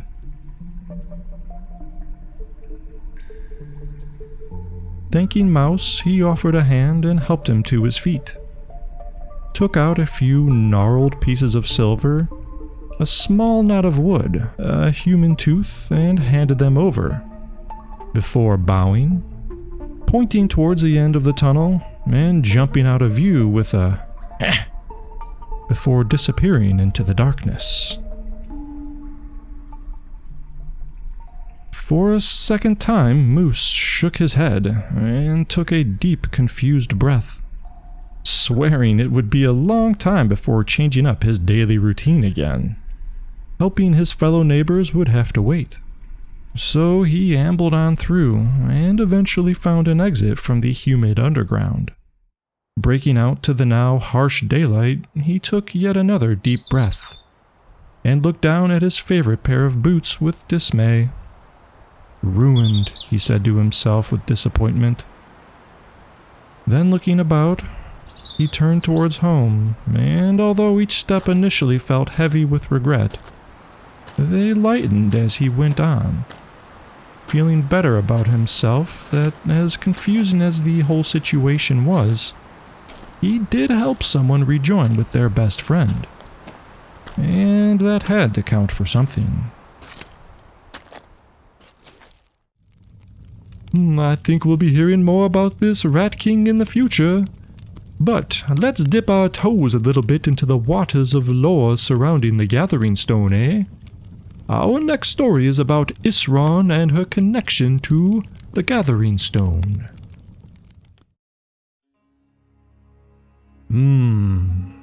Isron. It seems so long ago now.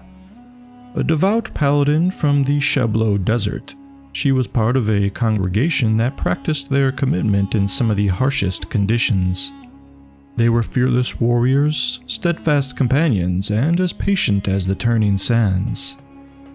Not without their faults, to be sure, but from all accounted sources they no longer exist, or have been so far detached from normal life they now remain in isolation. Whatever has become of them, Isron in particular at least, was able to share a piece of herself before fading from known consciousness, like the many indescribable grains of dust from the land she called home.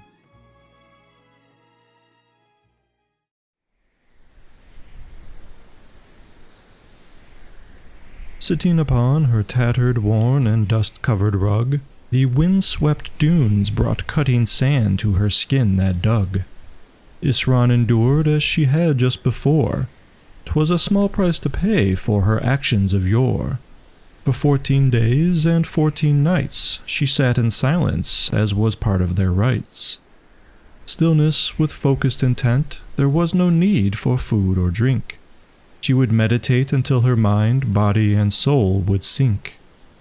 For a squire under her charge was lost, and Isron would pay the gods no matter the cost. Taken by the sand and engulfed without hate, she returned to the same spot that sealed his fate. Staring out over the golden-tipped skyline, the plum-tinted heavens mixed with a velvety wine, making way for the Stygian dark that came to life with its glittering trademark.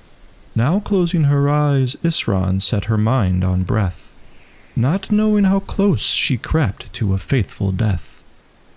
The world turned and blurred with her aura, her thoughts spinning like a never-ending horror. The ground and body became one. She no longer felt sickly or spun. And just as the visions flew by, everything stopped. There was no stimuli. There was no wind, no breath, not even a heartbeat within her chest. All had gone black. She floated as if tied with loose slack. But that slack was drawn tight. She was pulled faster than light. Landing on her feet, an image appeared. The surrounding black had blended and smeared. Now in a rolling field all looked charred. An endless fire had burnt and marred. There were machines of war, bellowing screams and a monstrous roar. Faceless heads on wooden pikes, nameless bodies piled like furrowed dikes. Pools of blood caked underfoot, this endless battle covered all in soot. Is this the abyss? Isron quavered. Was she really this disfavored? But then a blinding halo of light took her attention away from the blight. Off in the distance, atop a hill, sat a large stone surrounded by daffodil. And before Isron could even think, she found herself standing before the stone in a blink. All the sounds of battle went dead. Isron approached and tilted her head. A man stood atop with staff in hand. Could he see her encroaching on this land? But an ethereal sound seemed to come from within, calming with a rhythm that reminded her of kin. Raising her hand, she hoped for connection, but surrounded by war, she expected rejection. A voice inside warmed her trepidation. Pressing her hand, there became a vibration. Taking the moment to perceive all around, Isron took note there were others on the mound.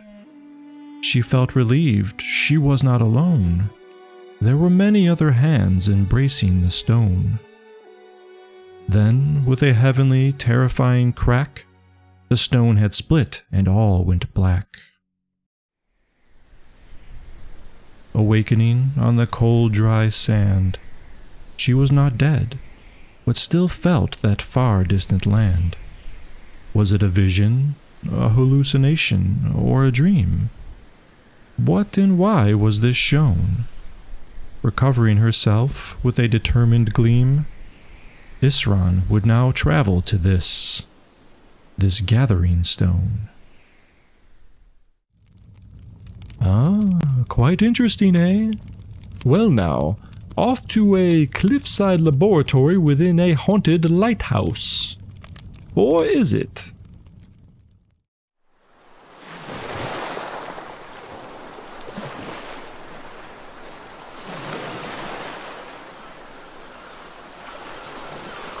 Out on the edge of a battered seaside cliff stood an ancient lighthouse surrounded by tall, unkempt grass and disgraced with the years of piled bird droppings. Gone were the visible markings indicating its once brilliant plumage, along with the safe guiding angelic light at the peak, which used to keep fishermen from bashing into the shallow rocky bottom below.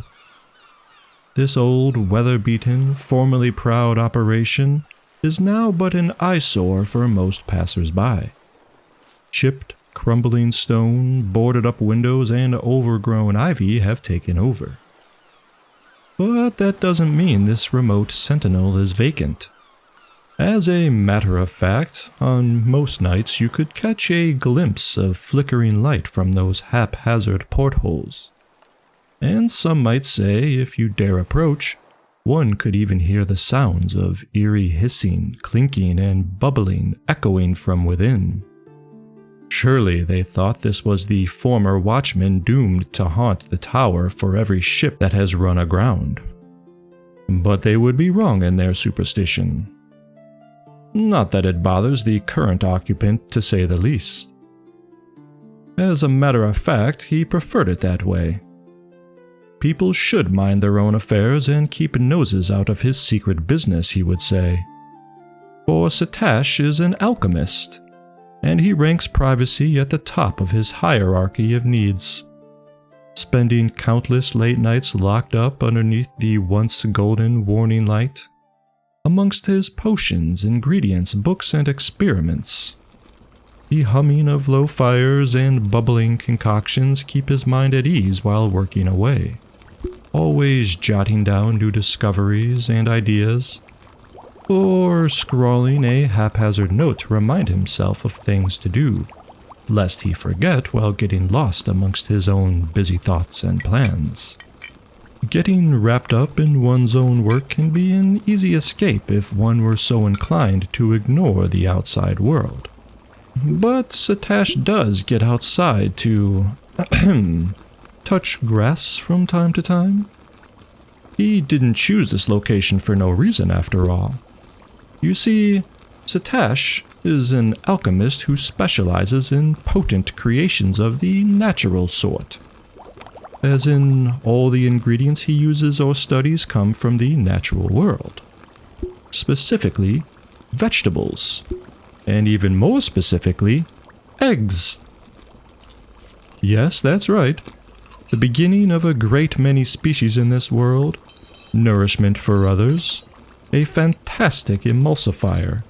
That golden center of beauty is full of possibilities, and its magical properties are boundless.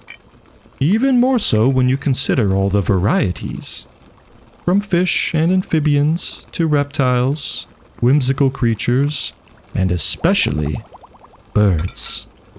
Like the ones who call the cliffside their home, right outside his doorstep. Alas, mating season is over and the nests have dried up for the time being. Unfortunate for the ceaseless work, but not to be unexpected. It just means he will have to visit the town and brush elbows with the locals. Perhaps even be forced to communicate? He shuddered at this minor annoyance. But all the same, he knew it would do him some good to stretch the old legs on a worn dirt road, hear the ambiance of chatter, and take in the aroma of some finely cooked meals. So, around the late afternoon, Setash set some of his creations to simmer, corked a few others, then made his way down the spiraling wooden staircase to the entryway, tossed his teal overcoat on, slid into an old pair of sandals, strung a satchel around his back, and grabbed his old staff before stepping out into what would be a harsh, blinding light for his eyes to adjust. Spending too much time in the dark as of late. I should rectify that, he thought to himself. Walking to the edge of the cliff, he peered over to look at the large nests tucked into the rock, breathed with a sigh, then made his way towards the forest edge and looked for the lantern-marked road which led into town. It was an uneventful trek, aside from the usual farmer or merchant passing by. And as Setash approached the outskirts, a familiar sound filled him with a bit of excitement, coupled with trepidation. People. The hustle and bustle of everyday life. Small fruit stand sellers yelling for attention, stable hands tending to all manner of beasts of burden, townsfolk traveling to and fro, stopping for an occasional snack or, like him, running errands. It can be a lot to take in, but Setash pulled his hood closer and kept to himself. Making his way across the grounds, he couldn't help but smile. Conversations weaved in and out as he walked by. Children played hide and seek amongst the many vendors, and all manner of smells from spiced, fatty foods hung in the air. It reminded him of how full life can be, and he was grateful to be out and about for a change. Upon entering his favorite market, and while browsing the many different eggs for sale, he happened to overhear two women talking at a small table behind the display. Something about different breeds of chickens that piqued his interest. Yes, Ethel, yes. Pink chickens. I wouldn't have believed it myself, but these three travelers all had cloaks sporting little things, talking about a place called the, Gathering Rock or something or other. Anywho, they spoke of these funny-looking fowls all rosy-colored. Now think of what those eggs might fetch round these parts, eh?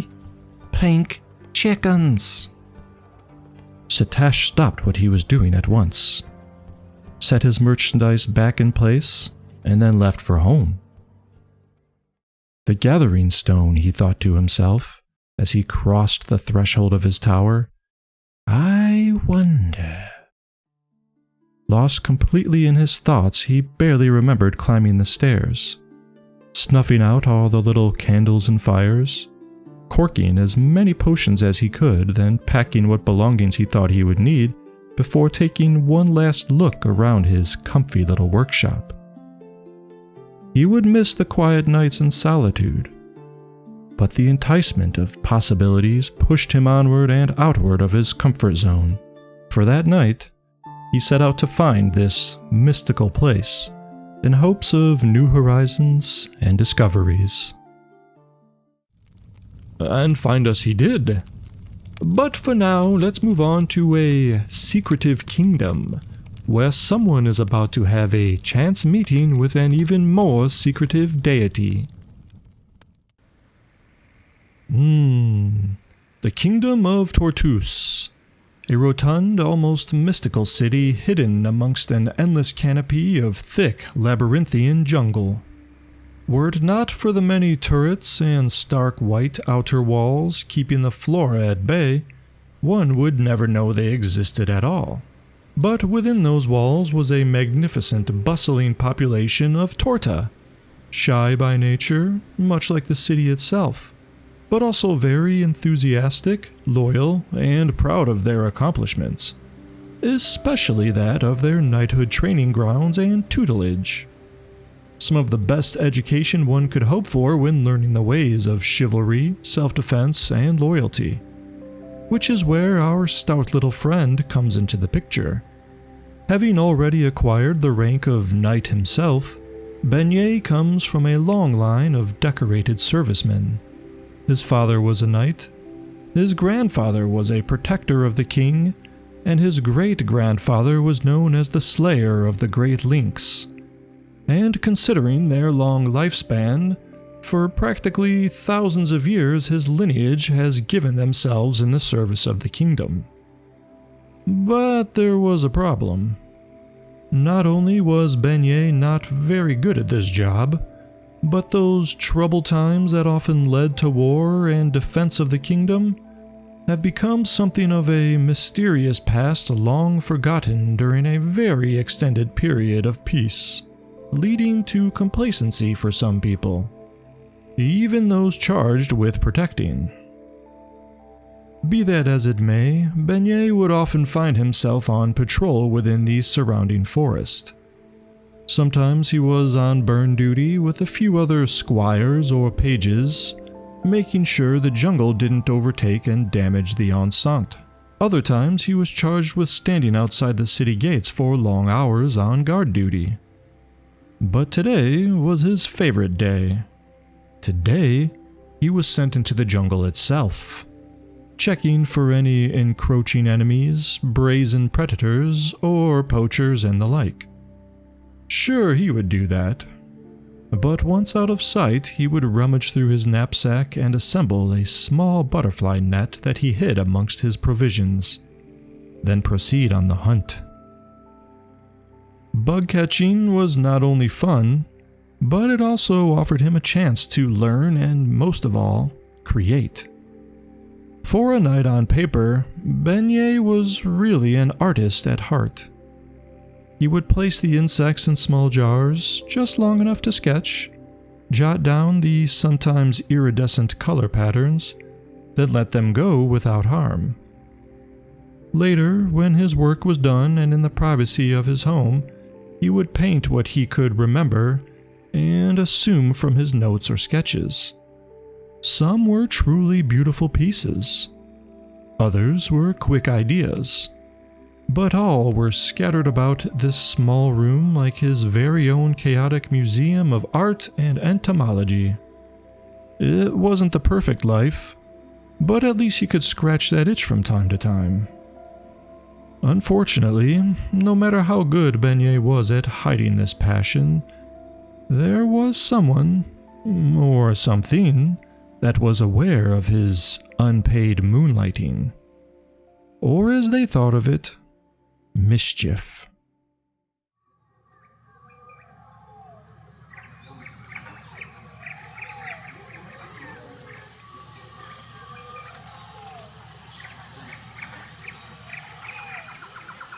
For 2 weeks, this patrol was to be Beignet's post, and he was having the time of his life. Catching, cataloging, painting, it was bliss. Albeit at the expense of what he should really be doing. But there hasn't been and never is any trouble, he thought. What's the harm? And so it was until the 5th day of his fortnight. Around dusk, Beignet was lost in focus, chasing down a gingham moth when the sound of forest life abruptly shut off all around him. It was eerie to say the least. And he knew what that could mean for his safety. So, stopping in his tracks, he slowly replaced the butterfly net for his spear, then listened closely as the deafening silence encased him. When no sound came close or returned, Beignet decided to investigate into the deeper part of the jungle. Every footstep crunching on the forest floor seemed to be some of the loudest things he had ever heard. But still nothing happened, and no other sounds of life returned. It wasn't until his surroundings started to change that he began to hear what sounded like the beating wind, an almost slow, methodical reverberation. Upon following this mystical noise, Beignet took note of mushrooms he had never seen before, and trees with vines unlike anything close to what he was used to climbing through.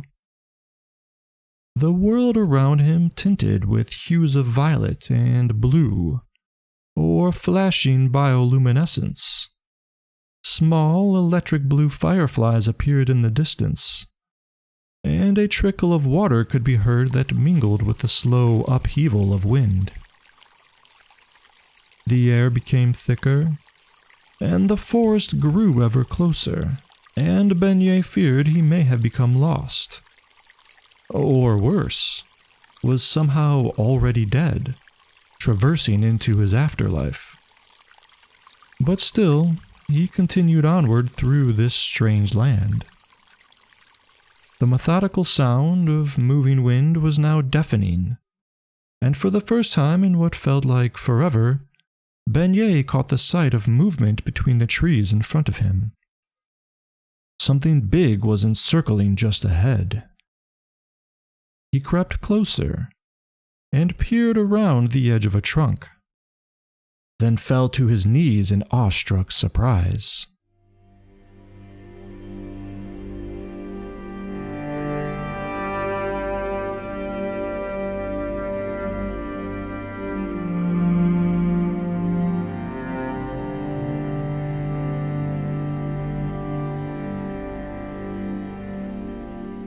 A large, twilight-colored grove opened up with a canopy of shapeless, star-twinkling branches overhead.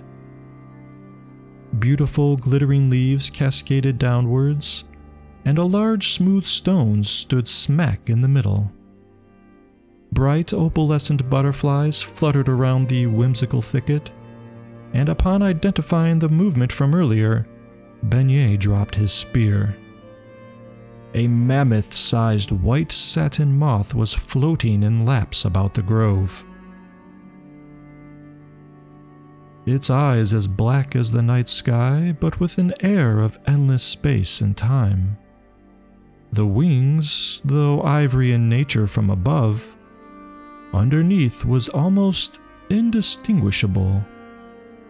All at once they appeared to resemble the oceans, or a multicolored nebula, and then almost nothing at all, changing with each gigantic beat of its wings, along with the sound of rushing wind. And yet, there was no movement to be felt. No displacement of air whatsoever. It slowly descended to gently land on the stone in the center, and spoke. There are two problems that you need to face this night. One of which concerns me, and both of which concern you. Do you know of what I speak? Stumbling forward, Beignet looked at the ground. I reckon you don't take too kindly to my bug catching. I swear I don't harm them none. I just want to honor their beauty with my paintings.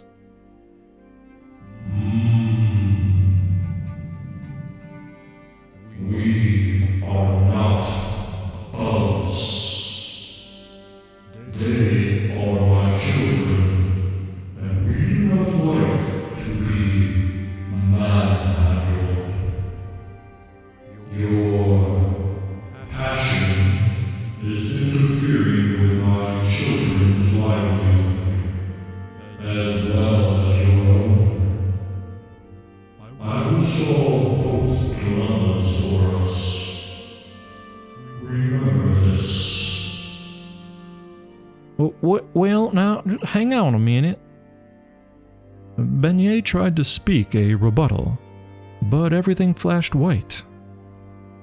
Falling back on his shell, he turned his head and shielded his eyes in response. Thinking this was the end, and he truly had passed on to the land of the dead, Beignet laid there for a minute with his eyes closed. It wasn't until he heard the rushing of many feet that he opened his eyes and blinked away the blurriness. For standing over him with smiles and ponderous looks was a great assortment of some truly strange folk. A young goblin, a pair of gnomes, a bearded dwarf, some sort of feline person, a pair of pink chickens, and a very old-looking goblin offering him a tiny, weathered hand. From brains and intrigue to brawn and marketing, let me tell you about Magic Mock and his mistakes.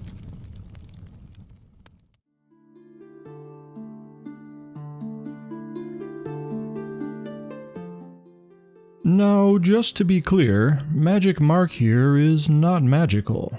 Nope, not even an ounce of wizardry within that Goliath body of his. But that didn't stop him from adding a stupendous alliterative word in front of his name nonetheless. After all, What better way to market yourself and your products than to claim they're magical? Or at the very least, touched by magic. For Marcus may be hired muscle by trade, known for his round-the-clock snacking habits. What he really wanted, and often sought after, was to cash in on one big entrepreneur-invented endeavor. From his own line of fried tato skins to Magical Mark action figures, he was always looking for an angle. Which may be why the chickens brought him here in the first place. He has long since come and gone. Or rather removed from the Gathering Stone, I'm sorry to say. But he definitely left his mark? Quite literally. And so it was that the very thing which has now become synonymous with the Gathering Stone all around the realm is the very thing which caused his banishment. What is it, you ask? Well, you may have seen it around lately as an iconic symbol often worn, adorned, or tattooed by almost everyone who has had the pleasure of staying with us. I gave a little hint at the start of the video. You see this little engraving upon the stone here? Or rather, this graffiti? Yep, that was Magic Mark's doing, and the chickens did not take kindly to this defacement of their home.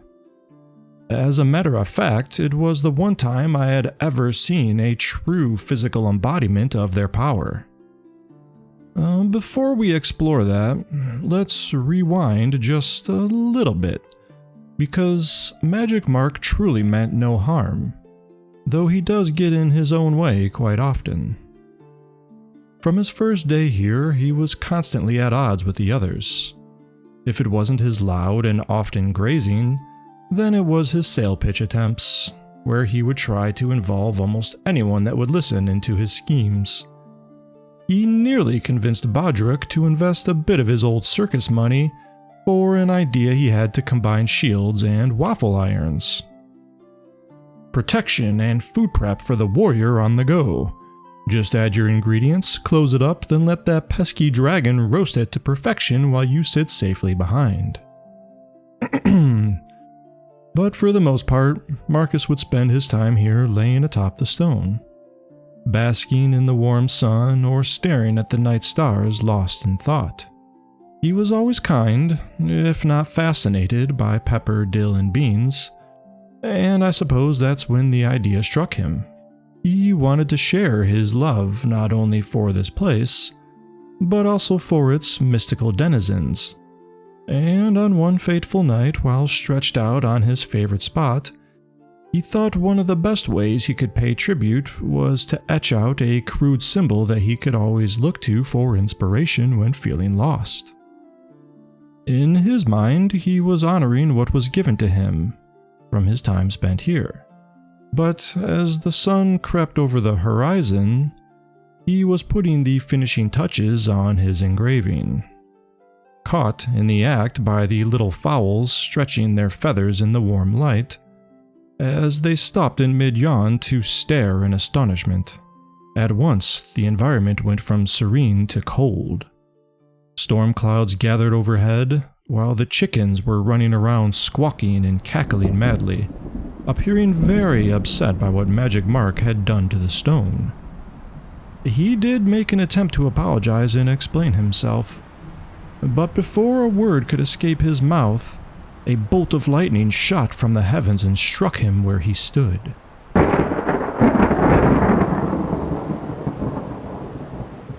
Gone in an instant. But not dead. No. As upset as they appeared, I believe they were just sending a message. Because as shocking as though it was, Marcus is doing just fine. He has gone on to create stuffed dolls, little toys, and all kinds of things in their likeness, spreading word of the beautiful, tranquil, and mysterious place, while also achieving his goal of magical, marketable income that has caught on well beyond his normal reach. Well, I believe it's time to introduce you all to Lobo, the proverbial villain of our little journey.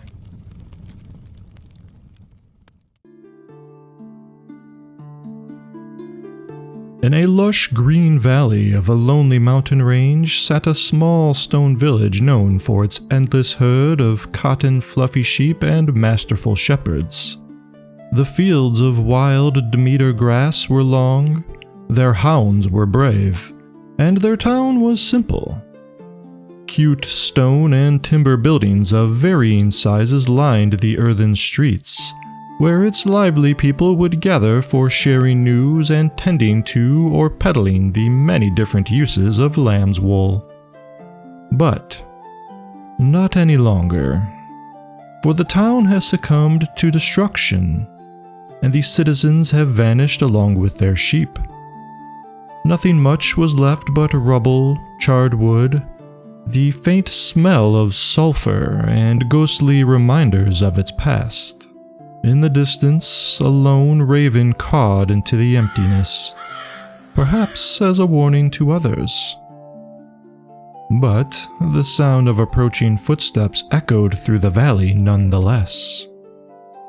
The air felt thick with sorrow and fear, not unlike most places ravaged by the winged nightmares we call dragons. But something was different here. Something not quite right. And Namu, a wizard of lore, curious by nature and obsessed with dragons, was plodding his way towards the devastated ruins to find out what that something different was. Being his life's work, he has always been fascinated by the Draco species, their motivations, migrations, mating habits, and the like. So whenever an apparent attack such as this arose, his curiosity piqued.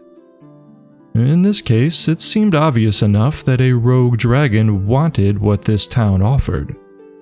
A fattening meal of near-endless sheep to gorge upon. But still, where were the people? The bodies, and why destroy the village? It was often rare indeed for a dragon to eat so many people at once, especially when its favorite meal was at hand, one that wouldn't fight back, let alone lay waste to a town where it could have returned to for replenished stock over time. How puzzling. This must have been one greedy dragon, Namu thought, as he paused at the entrance of the town's threshold. Taking a deep, long breath, he glanced around and shuffled over to an old wooden crate. Staff in one hand, Namu slid his satchel off his shoulder with the other and took a load off. "Whew," he sighed, while rubbing the side of his neck and placed the staff upon his lap to better stretch out the rest of his limbs, when a flash of movement in the distance caught his eyes. Surprised that his keen sense of smell didn't register anything, he sprang to his feet, only to roll his eyes at himself as a coyote came strolling out from behind the brush, where he caught the movement. But still, he couldn't smell the beast. And more puzzling, why was it here? No sheep, no bodies. What could it be hunting for? The coyote turned towards Namu, locked eyes, and trotted over. Not sure what to make of this, Namu braced himself and readied a spell, just in case. The animal stopped within about 5 yards and tilted its head. "How ponderous. You have a unique scent about you, Snake Man. What is your name?" Taken aback by the sudden intrusion of a different voice within his mind, Namu didn't answer immediately. There was something nefarious about this entire situation. But he gathered himself and replied, "I am called Badruc. And what may I call you?" as I've never come across such a well-spoken animal of the wild before. You lie, Namu. That is your first mark. An animal, you say? Perhaps.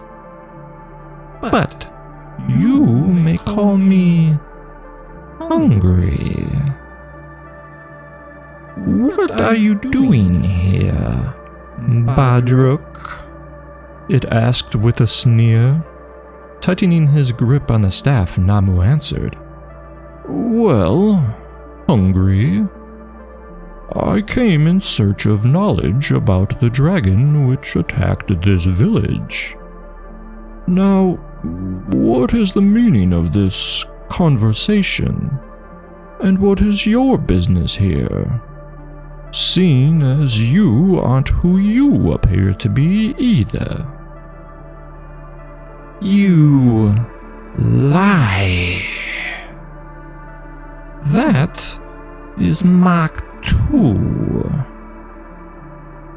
You may think you came in search of dragons, but you were sent in search of something else entirely. Whether known to you or not, it makes no difference to me. But you reek of feathers and the sisters 3. Now tell me, where is this gathering stone? At this, Namu took a step back.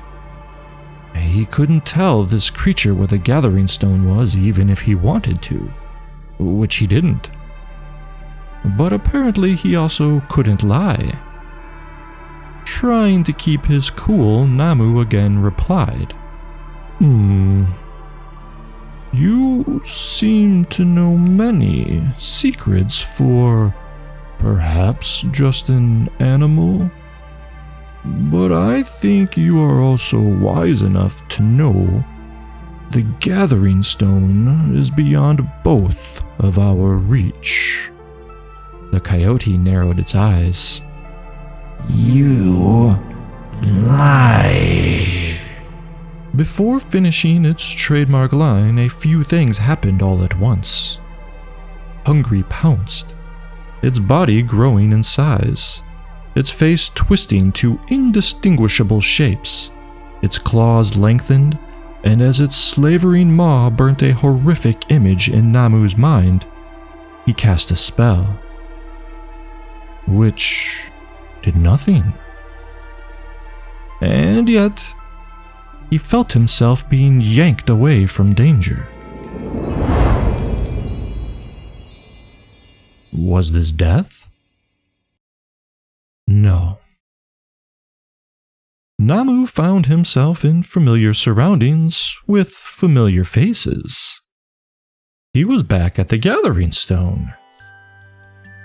Looking around, he saw Benny, Badruc, and a few others he didn't know, and the chickens.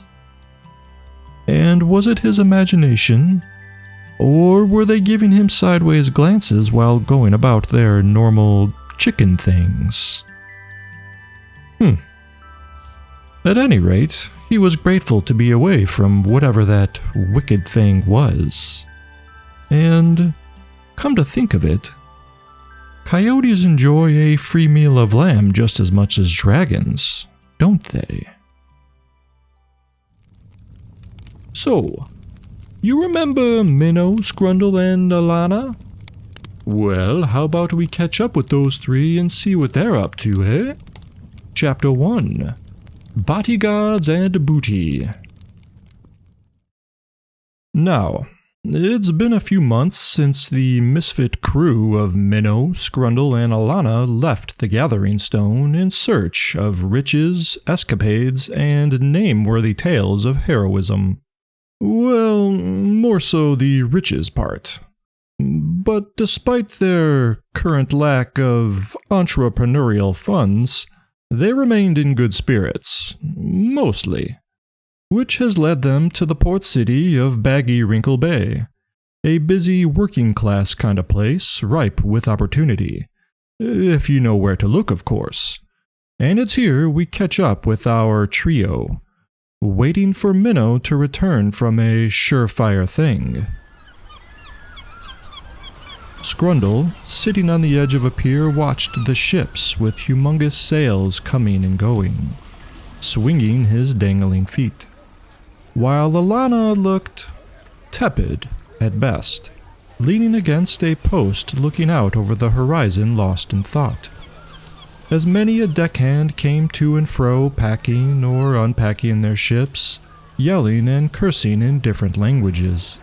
The smell of boat tar intermingled with the salty breath of the sea, with just a hint of pipe tobacco lingering in the air. Oh, wait, no. That was more akin to those little snouts Minnow was fond of smoking. Sure enough, as the two caught wind and turned their heads, there was Minnow traipsing down the lively pier, looking chipper as he dodged a few tossed crates and hopped over a drunk that was bent over the side. Shuffling around, Skrundle stood up as Minnow approached. "All right, guys, I got a job," he exclaimed while flicking the snout off into the water. At this, Allanah perked up and shifted her position. "Now, it ain't exactly glamorous, but we're getting paid 50 gold up front and an extra 100 when it's finished," Minnow said as he clapped his hands together. Skrundle looked excited, but then narrowed his eyes. "What's the job, Minnow?" Rubbing his hands together, Minnow lowered his voice, but still excited, said, "Bodyguards." At this, Allanah spoke up. "What? Bodyguards? Bodyguards for who? And from what?" "Well, that's the exciting part," Minnow explained. "Some merchants have been running into problems along the shipping lanes. Problems of the monster variety." For a moment, the color left Alannah's face. Then she asked, "So, you're saying we're to protect some merchants from point A to point B, is that it? I could scrounge up some gold for us with just a night's work without ever needing to put us in harm's way." "I don't like this." She shifted uncomfortably. Minnow replied, "Sure, Allanah, sure. If only the people here didn't already know who you are and what you do. Need I remind you?" She looked away. "Let alone, this is a working town, and gossip is hard to come by. Come on, what's the problem?" "Yeah," Skrundle chimed in. "This sounds like fun, and a chance for us to prove ourselves." Allanah didn't answer. She wasn't about to tell them that she couldn't swim. Minnow went on. "Plus, not all merchants have had this run-in. For all we know, we could spend the next couple of days playing card games, getting free meals, and enjoying the open seas. What do you say?" "Let's do it," Skrundle exclaimed. With a heavy sigh, Allanah rubbed her neck and said, "All right, but don't expect me to pull you out of the water if you fall overboard." She laughed nervously. Minnow slapped her shoulder and nodded. "Ah, nice. Let's pack our stuff and you can meet a captain. Come on, guys. It's time to make some shiny."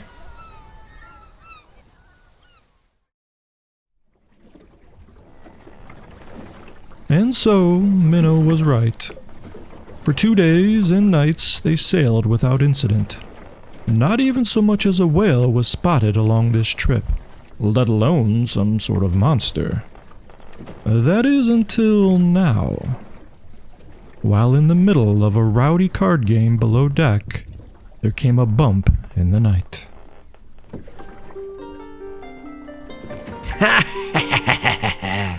You see, Skrundle? I told you, you could never bet against a dead man's wish. I thought you were supposed to be the thief of this crew." Minnow was bouncing in his chair, gathering up the night's winnings. Oh, yeah, I'll get you next time, Skrundle said dejectedly while slamming his cards down on the table. Allanah was shaking her head. Why didn't you fold? It was so obvious, Scrun. Skrundle shrugged, took a breath, and made his way over to the stairs leading up to the main deck, and paused. I'm gonna start my watch early, he said while pulling his hood up and over.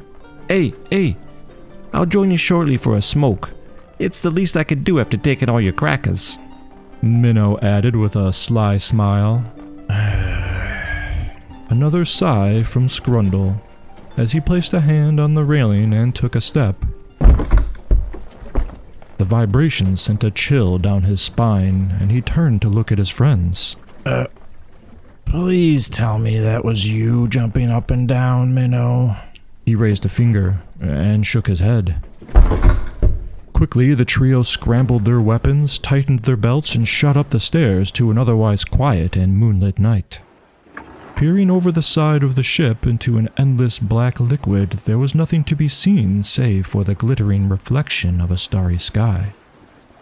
The three of them breathed a sigh of relief. And then it came into view. A massive shape took form below the surface and began to circle the boat. Maybe it's just curious? Skrundle asked through a whispered breath. Minnow found a long oar nearby, held it overboard, and jabbed downward to poke the large beast. It shot out of sight and disappeared into the deep. See? No biggie, Minnow said while looking sideways at Skrundle.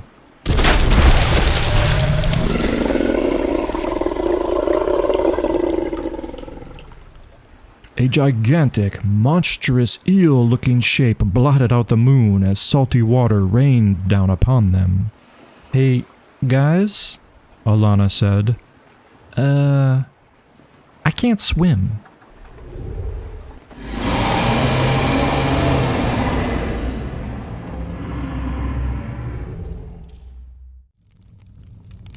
Chapter 2: Explosions and Errors. With the guttural roar emanating across the ocean like an otherworldly alarm clock, startling everyone aboard to their senses. All deckhands and captain who were previously asleep began scrambling out to see what was happening on their boat, then abruptly turning around to quiver in fear or pick up arms to aid their protectors. Minnow turned to address his compatriot's confession. Well, can't you just turn into a walrus or something? No? What? Why a fat walrus? Anyways, I never learned how to shape myself into any water creature. For crying out loud. But I can do this. With a flourish, Allanah jumped into the air and quickly shrunk her body with a poof, before emerging as a nimble hook-billed hawk that rose swiftly through an updraft to encircle and survey the situation. The sea serpent roared again before lunging at Allanah. It missed the tiny target but struck the foresail instead, burying its face in a tangle of canvas tarp and rope, buying the people below some precious time as it flailed in frustration, raining down splinters and seawater. Skrundle had already run to port, yelling in a wild fashion, and began futilely stabbing the monster as best he could with his tiny daggers. But the beast's hide was far too thick, as the sharpened stilettos merely glanced off with a clang. Hey, this thing has one hell of a tough skin. I can't pierce it for nothing. As a few other deckhands ran to his side, whacking away with brooms and short swords. But the sudden silence from above raised their suspicions, as everyone glanced up to see the monster had freed itself. They sprang out of the way as the enormous eel struck downward, mouth agape, to snap shut upon the port side railing where the group had just been. A couple of men had been knocked overboard as splintered wood went flying in all directions, and were now frantically trying to swim for safety. Its massive body rocked the hall. Allanah dove for its eyes to distract it once again. Keeping his eyes on the ferocious beast, Minnow offered a hand to Skrundle, who was laying on the ground after the assault. Does something seem off to you about this sea monster, Scrun? Skrundle grunted as he took Minnow's hand and stood up. Aside from the fact that we're under-equipped to deal with this? No, not really. My daggers didn't even pierce its hide. Right, hide. You ever hear of a fish that sounded like an anvil when you hit it with a dagger? Skrundle looked puzzled, but said nothing. Right. How's that arm of yours? Skrundle raised an eyebrow and rubbed his shoulder. Here's what we're gonna do. Minnow called to Allanah, who dove in quickly and landed on his shoulder, as Skrundle ran out to poke and dodge around the serpent, whose almost mechanical-like strikes missed over and over again. The boat was taking a beating, but the agile thief did his job. Looking over his shoulder, Minnow tossed him a thumbs up, and Allanah took off to the sky, grabbing the monster's attention yet again, but this time purposely leading it to the bow, diving into and out of its face, raking her claws across its eyes when she could. Glancing back at her friends, the time was right. She hit an updraft and floated listfully away, the serpent's eyes tracing her movement. In a flash, she changed directions, diving for the outer jib sails, and turning at the last moment to duck behind as the slavering brute made another attempt at its annoyance. Allanah guffawed. Yet again she had trapped the monster amongst the boat's rigging and sails.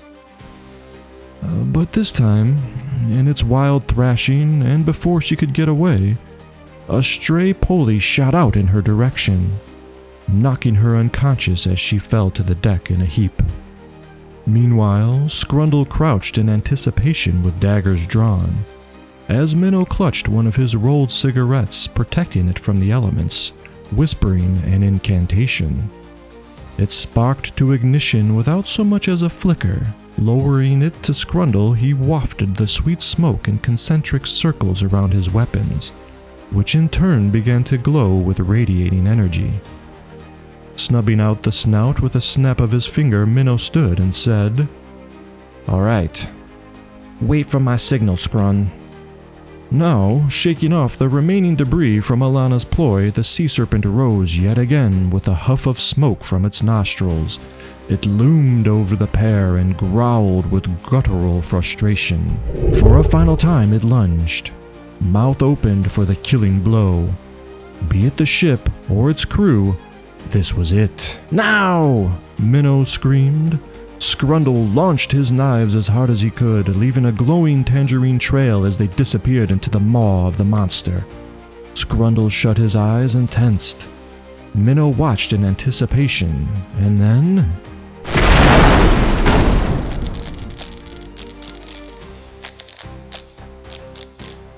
the enchanted daggers erupted from within the monster's own mouth, obliterating its entire head from the inside out.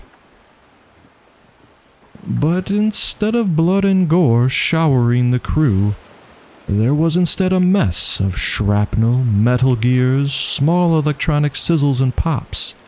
Thick chunks of iron plate dropped with a clunk. The beast was a machine. Its heavy, lifeless body fell to the deck, headless and leaking oil before slowly sliding off and over the side, never to be seen or heard from again. And as the smoke cleared and dust settled, the crewmen cheered in triumph with many a huzzah. But through that came a rather odd bit of arguing that could also be heard. There, tussling about at the base of the main mast, were 3 small goblins, wearing some very odd-looking clothes, swearing up a storm and beating each other with what looked like machine parts. Minnow came to stand over them as Skrundle went looking for Allanah. The goblins took a beat, and slowly looked up mid-tumble. Minnow had lit another snout, took a deep inhale, then held their gaze inquisitively. Hey, I found her! Skrundle was moving the mess of tarps and ropes near the bow.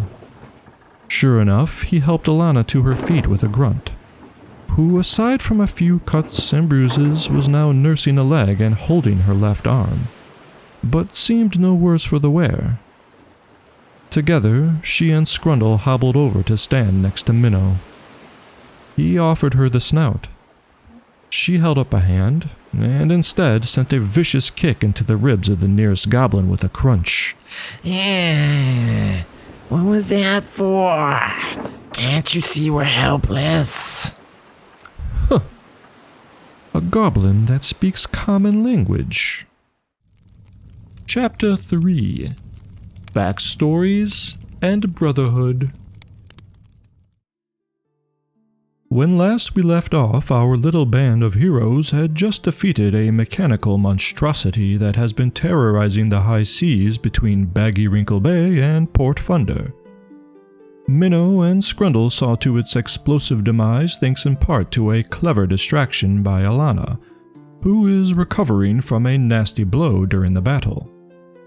All three of them were now interrogating a trio of goblins who just so happened to appear on the deck of their ship once the smoke had cleared from the battle. She held up a hand, and instead sent a vicious kick into the ribs of the nearest goblin with a crunch.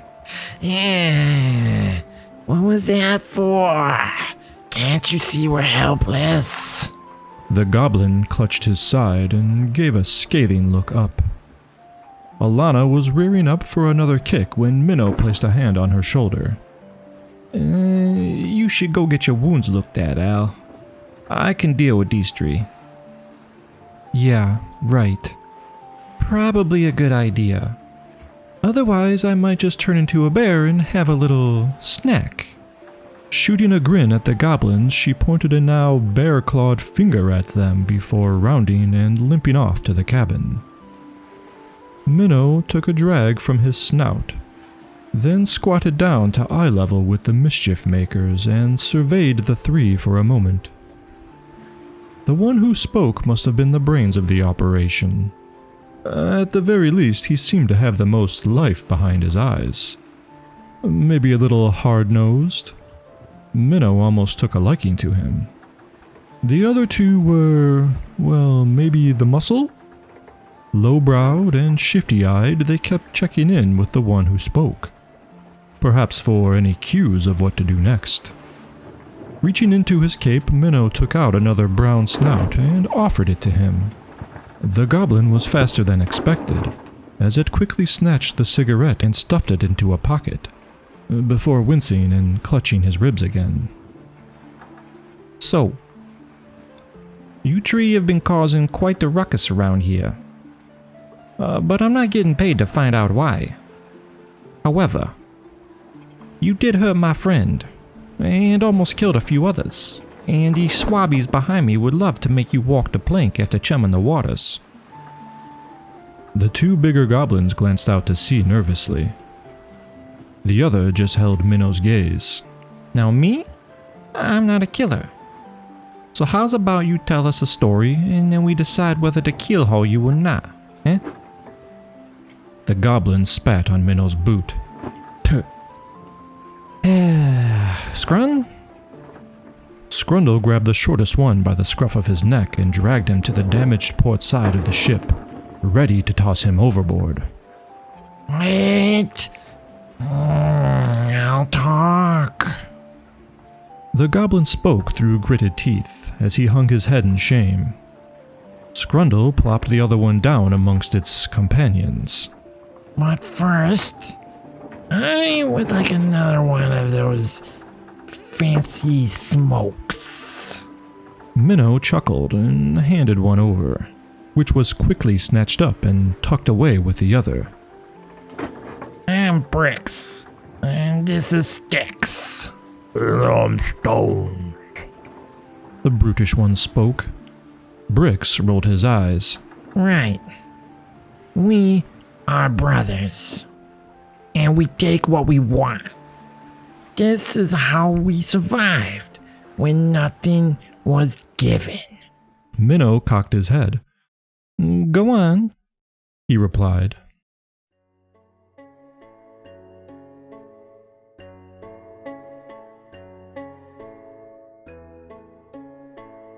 Well, bricks, sticks, and stones were indeed brothers. Orphaned at a young age by parents who never wanted children. Goblins in those parts aren't exactly known for their nurturing. Anyways, they were left to live amongst the alley-cats and forgotten places of Baggy Wrinkle Bay. Unfortunate for them, as natural prejudices aside, goblin folk were never looked upon too well, even at the best of times. Given that whole swaths of clans were known for raiding or sinking entire villages with their mechanics, it's no surprise. But suffice it to say, the boys had their work cut out for them, if they wanted to live to see the next day. And live they did, carving out a cozy, albeit sandy nook under the pier where no one would bother them. There was no orphanage in such a small port town, no one to care. But that didn't stop them from digging through tavern waste, begging for handouts, or pickpocketing. And given their small nature, it was often the most lucrative, if not the most dangerous. Bricks, being the more dexterous and, let's face it, the smartest, was often in the thick of it. A few coins here, a pearl or two there, maybe a dock worker's lunch if he was lucky. But if he was unlucky, well, let's just say his animosity, thanks in no small part to his parents, came from the beatings and neglect he would endure at the hands of the authorities or local folk. Stealing aside, they didn't want him there, and he knew that. But he had his brothers, and by night they would gather the filth or garbage that washed ashore from all the ships, slowly taking advantage of their natural ingenuity and desperate motivation to build something they could use to no longer live under foot of those they should be equal to, leading to their enacted revenge under the guise of an urban legend turned true. Out amidst the unforgiving seas, they too would be just as unforgiving. Now, back aboard our dilapidated ship. Minnow took a drag from his snout and stood up, as Allanah came back looking a little more like herself, still limping, but at least bandaged up with an arm in a sling. He relayed the story to her and Skrundle as they discussed and ultimately decided what should be done, before walking back over to the brothers. Well, today's your lucky day, fellas. Now, Allanah here would like to turn you into fish food, and I don't blame her or these ship hands for feeling that way. And it's probably what you deserve, cause I'm sure there's plenty of blood on your hands at this point. But I kinda got a soft spot for anyone having to eke their way through life without any parents. So, you get a dinghy, and you get to live. That's it. Whatever happens from then is up to you. Now, let's go. What's a dinghy? Stones asked. He didn't have to ponder for long, as a few deckhands were uncovering a small boat on the starboard side. Sticks and Stones clambered aboard first. Bricks, however, stood for a moment, then turned around to face his captors. Got another one of those smokes? Minnow eyed him for a second, chewed the inside of his cheek, then tossed another snout at the goblin.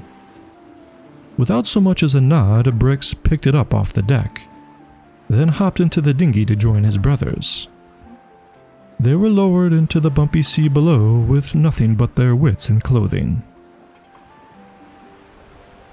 Yeah, bon voyage.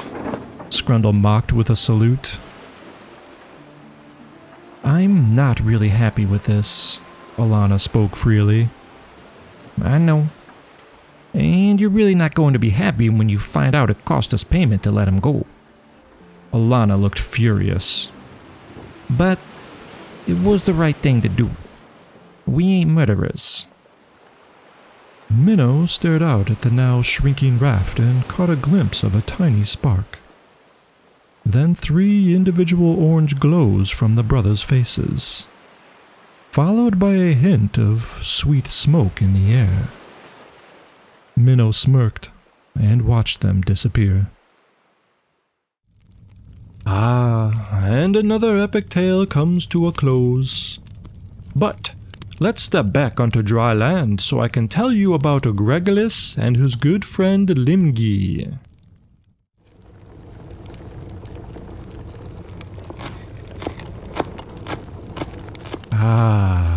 The emotive sounds and ambient noise of a kitchen in preparation. This was Gregolas's therapeutic time of day, when his body and hands were working in rhythm dutifully, freeing his mind from the day-to-day, allowing it to roam freely. And today it was harking back to a similar time when his body worked in rhythm, and his mind could wander. But that's where the similarities ended, as he remembered a selective piece from his past. Back when his life was filled with the intense combat training sessions from his former years and former self. His sparring partner and brother-in-arms, Dratham, was not taking it easy today. The steel of their mock swords rang across the grounds as they met in repetitious splendor. Both savored the challenge with each passing block or parry when they would increase their pace in light competition. Gregolas was relishing this memory and sat with it for a moment, when he was suddenly hit with the flash of an image of war. Dratham's broken body, his hands soaked in blood.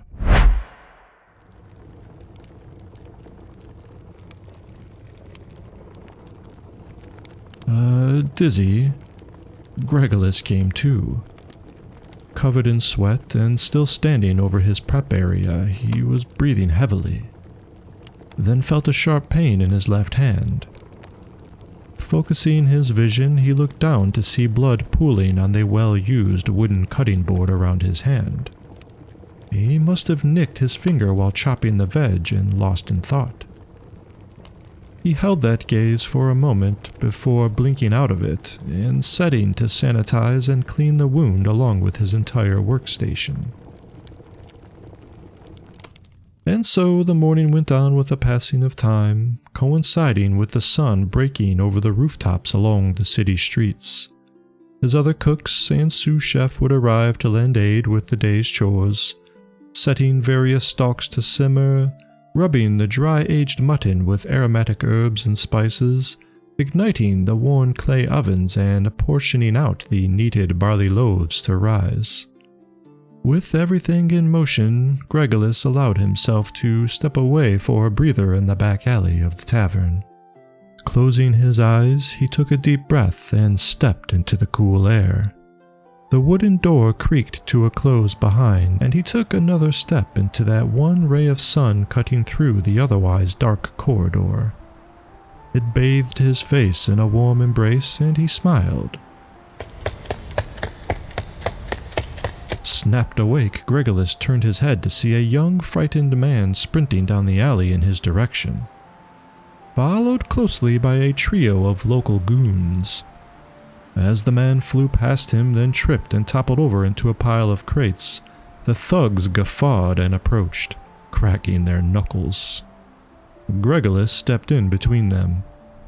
Out of the way, swordsman. This one owes us a pittance, and now we pays in blood.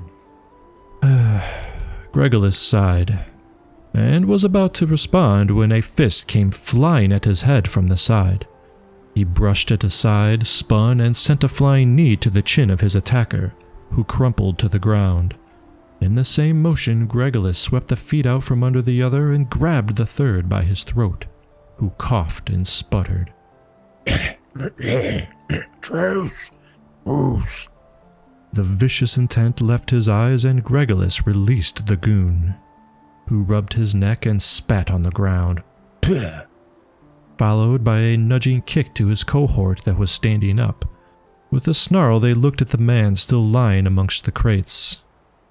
We'll be back, swordsman. The boss wants payment, one way or the other. Licking their wounds, they walked away, leaving the third, who was still sprawled out unconscious on the cold alley floor. Turning around, Gregolas helped the frightened young man to his feet. Gee, thanks. Those guys were gonna kill me. How can I... But as he was gushing, Gregolas had already walked back inside the kitchen, shutting the door behind him. With the sounds of ambient prep overtaking his senses, they almost immediately put him at ease. He leaned against the wall and took another breath, and one of his cooks came up to inform him that their dwarven regular had just arrived. A stout customer who appeared to have his own internal demons that he could never quite chase away. Try as he might, the ale only seemed to put him to sleep.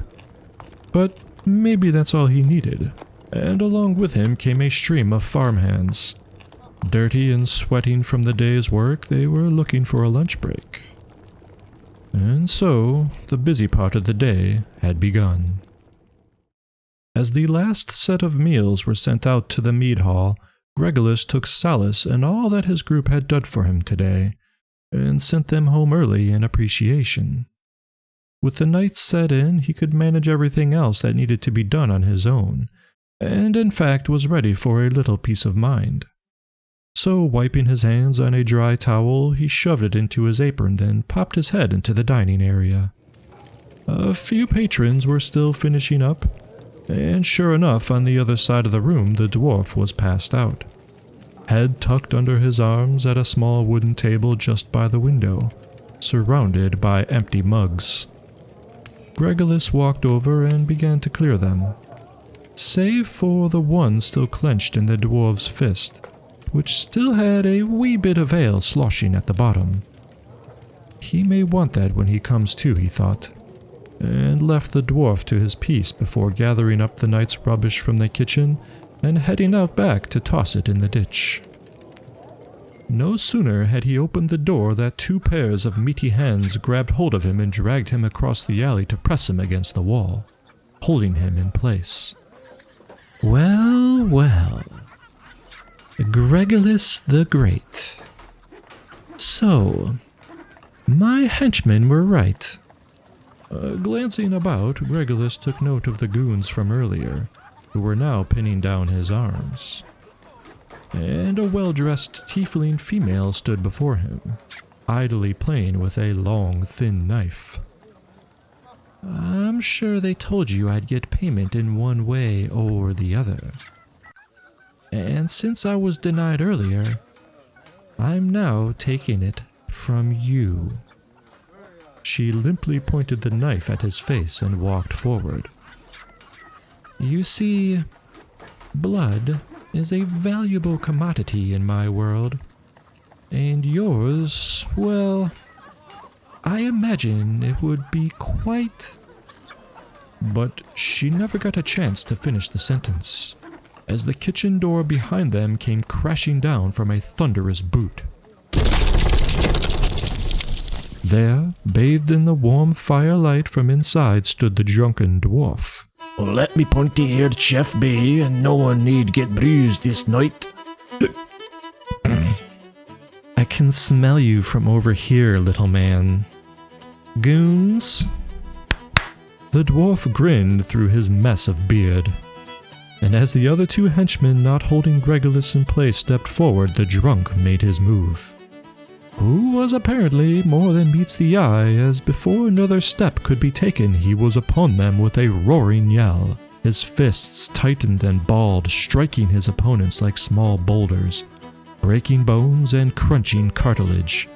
As one fell, he sent a reverberant headbutt into his face, shaking their body down to their toes. The dwarf rolled forward, taking out the legs from under one of Gregolas's captures with his meaty body, and laughed with another hiccup through bloody teeth. Wary of the now deteriorating situation, the tiefling was already halfway down the alley. Her remaining goons that could still walk slowly backed away before turning and running to catch up with their boss. Gregolas rotated his sore arm a few times, then offered an outstretched hand to his savior, who was still lying on the dirty ground, who in turn clasped the others and stood to his feet with a loud grunt. Thank you, friend. Thank for nothing, lad. And you may call me Limgi. Now, let's go back into that warm and we can swap stories or a pint, eh? Looking back in towards the kitchen and the splintered wood, I think you owe me a door, Limgi. Together they laughed and trampled back inside, where the kindling of a new friendship was ignited, and the embers could be nurtured over tall tales, and the bonds of battled hardships were shared between the two of them. I think it's time we learn of the Rat King's origins and that one time he paid us a visit. So let us continue.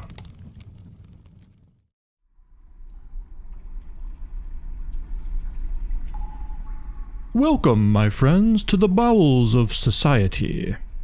Misty, dark tunnels rotting with the continuous digestion of filth from your daily waste, where small life forms, the likes of bacteria and roaches to rodents and monsters, call their home, eking a life along the trickling gray water that ebbs and flows through the labyrinthian catacombs and eventually bleeds out to the sunny, salty seas. But that daylight hardly ever graces this underground domain with its touch. Not that it bothers the denizens or its proud, self-proclaimed ruler, the Rat King. A man, at least I think it's a man, he was born and left forgotten at the sewer's doorstep like many a refuse. Taken within by the rats of gigantic proportions, ROGPs to the layman, he was meant to be a shared meal for the colony. A bountiful blessing for the sewer kind, but once revealed from his swaddled and tattered rags, the ROGPs were astonished to find a newborn human. Perhaps malnourished, but definitely alive and rather quiet for a baby, almost thoughtful as his wide little eyes took in the furry shapes around him. And these rodents are not so barbaric as to eat an infant. In fact, rats, by and large, are sorely misunderstood. Territorial and vicious when provoked, yes, but also incredibly social, intelligent creatures. Believing this small thing to be some form of royal stature, giving his stoic fortitude at such a young age, they took him into their fold, raising him as one of their own, learning the ways of survival in the dark, caring for family, and observing humankind, unbeknownst from beneath their very feet. But as time passed, he would outlive his loved ones, taking on the mantle himself as ruler of the underground, using pelts from his family to keep him warm and to never forget his upbringings in homage. And within this passage of time, he would become a very, very lonely king. And this is the state in which we found him. Or rather, he found us. Standing in the shade of a lonely oak tree on top of a hill not 50 yards from the gathering stone. He stayed there for most of the day, observing, I suppose. It put us on edge for a time. But I remembered no one was allowed here that shouldn't be. And perhaps my own nervous staring is what kept him from approaching. So I went about my business, and as the twilight sun began to hide behind the distant horizon, our royal visitor stood from his darkened spot, adjusted his clothing, tightened a belt, and approached. Coming to a halt within about 3 yards of myself and the chickens, our other visitors seemed to take notice, and they gathered round. The stranger took a formal bow, then swept back his cape and knelt before us. O great and benevolent Numen, I come before you in need of service. For my kingdom's court has been empty as of late, and I am direly alone. I offer my humility and eternal gratitude, if but I wish you could grant me solely. Everyone seemed extremely puzzled as to what was transpiring or to whom he was speaking to. So I inquired, "Now, my good man, there is no need for such honorary gestures. I assure you we are all equal here in our needs of..." But the man was not listening. Near as I could tell, his gaze under that hood went past me and held the eyes of the chickens. There was a long, strange moment of silence, broken only by the man himself. So be it. He responded to no one in particular as he reached up and lowered the rodent-esque hood that was covering his face, revealing a starkly handsome structure with tousled chestnut hair and deep brown eyes that now stared at the ground. Save for a few scars, this man had a remarkably noble air to his look. He then stood, bowed, and replaced the hood to cover his features once more, before turning on the spot and heading out into the cool autumn night. Glancing back at the chickens, they had moved on to their normal behavior. And looking over my shoulder, the mysterious man was now nowhere in sight. How strange.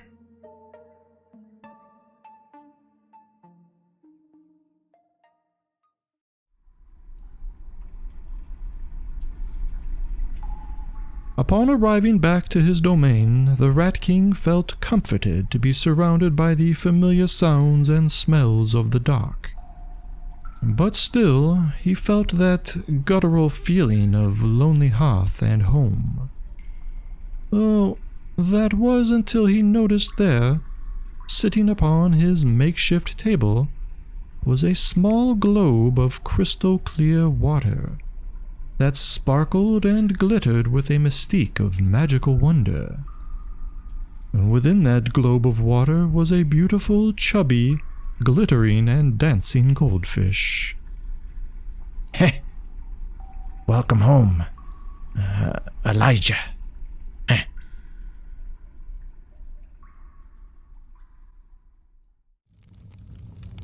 I believe there will be more to hear from this royal rat in the future. And speaking of unlikely duos, let me change the mood a little bit. Pull up those blankets because I'm about to tell you a ghost story. Well now, believe it or not, this little story came straight from my home, here at the Gathering Stone. Now I don't know how this happened really, given all the magic confoundments surrounding this place, but it did. And it all began with a simple festive culinary treat: pumpkin pie. Now Flambe, if you'll remember, is our own lost chef. His monster-inspired gourmet delights were most often unappealing, or at best frowned upon in the open market. But here he has been able to flourish. With our constant stream of would-be adventurers and outcasts, he's always had someone new to try his experimental delicacies. Thanks in no small part to a, let's just say, magical traveling merchant who happens to usually be fully stocked with all sorts of bestial commodities, fresh produce, herbs, and the like, of which Flambe can take his pick in preparation for a few days' worth of recipes he might prepare for us. And on this particular day, the merchant was carrying an assortment of seasonal, brightly marmalade-tinted gourds, or pumpkins. Having already disgusted a few of our travelers with a dish of gritty larva hash, he thought he might make amends through baking a sweet autumnal pie. All he needed was a few spices: nutmeg, cinnamon, and, of course, pumpkins. Looking them over, they all seemed to be in very robust condition, especially one in particular towards the back of the pile. It almost glowed with vigor, begging to be plucked, shucked, and baked.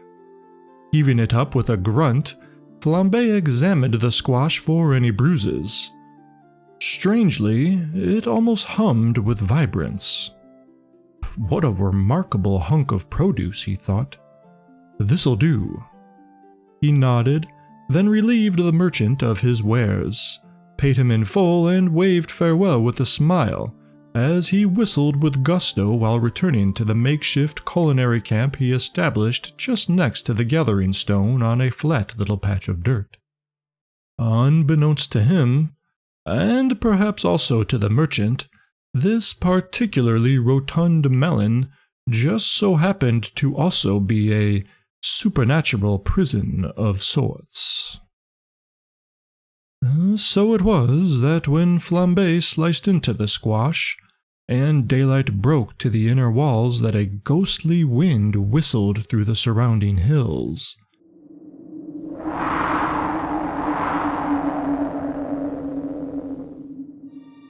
Sending a chill down his spine. Thinking it nothing more than a meteorological event, he tightened his apron and set to work, dismantling the rest of the pumpkin, then stoked the embers before he set to making the filling from the mashed innards, unaware that someone, or something, had just been freed, and was now watching his every move. Towards the late evening, as the dark sky made way for twinkling stars, a rolling fog began to accumulate around the hills, just as Flambe finished the most delectable-looking pumpkin pie, and rested it on a nearby stump to cool before sharing and showing with everyone at the gathering stone. Unfortunately for him, that would never come to be, for upon his return the pie had vanished. Nothing but a small dollop of cream was left. Upset and bewildered, Flambe stomped over to where everyone was gathered, and crossed his arms while surveying each one in scrutiny. Curious, I spoke up. "Well, chef, the aroma has been enticing for hours. May we try this pumpkin pie yet?"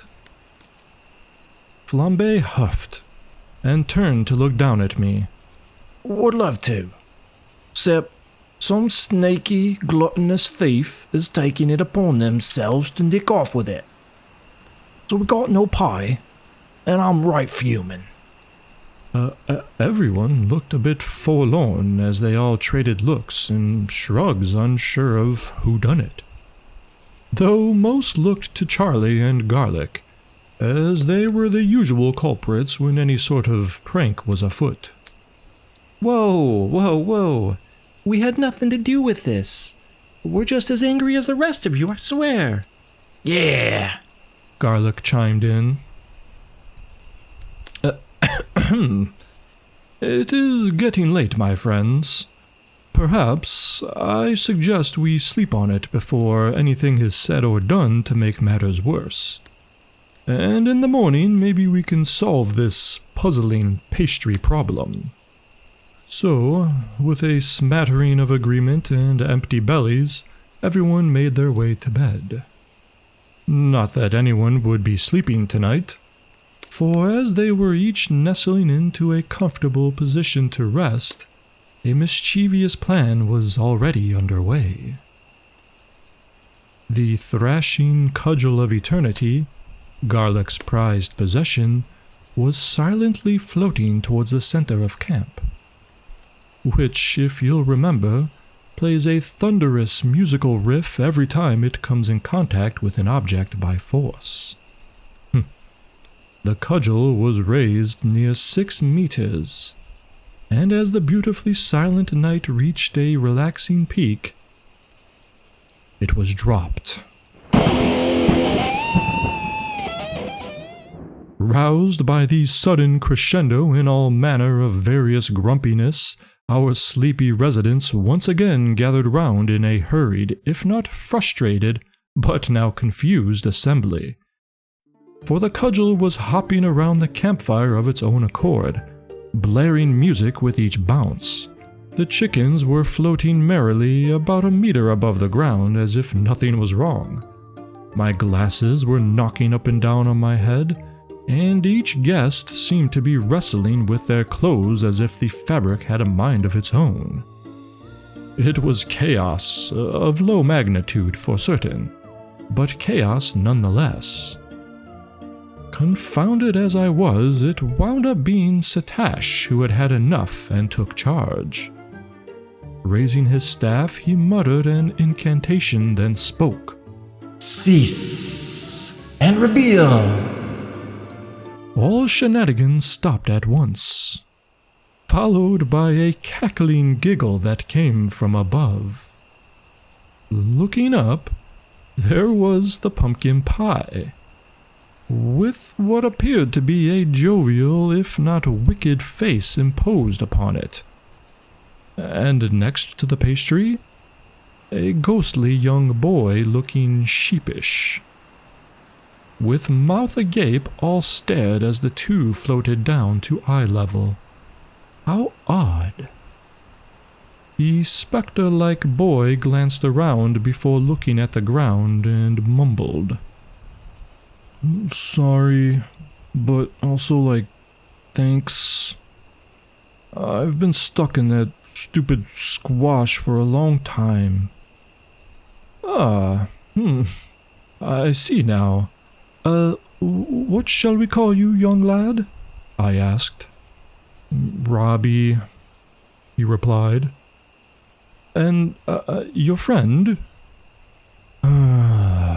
That's also me. Pretty sure, at least. Oh. Well, come to find out, Robbie, in his past life, was quite the prankster. Known mostly for pilfering pumpkins from local farmers, and subsequently carving or smashing them for fun. Regrettably, Robbie targeted the wrong group of gypsy farmers one night, and was cursed to live out an eternity within a pumpkin as his prison. I must remember to inquire with our local merchant the next time he travels through as to whereabouts he came upon such an item.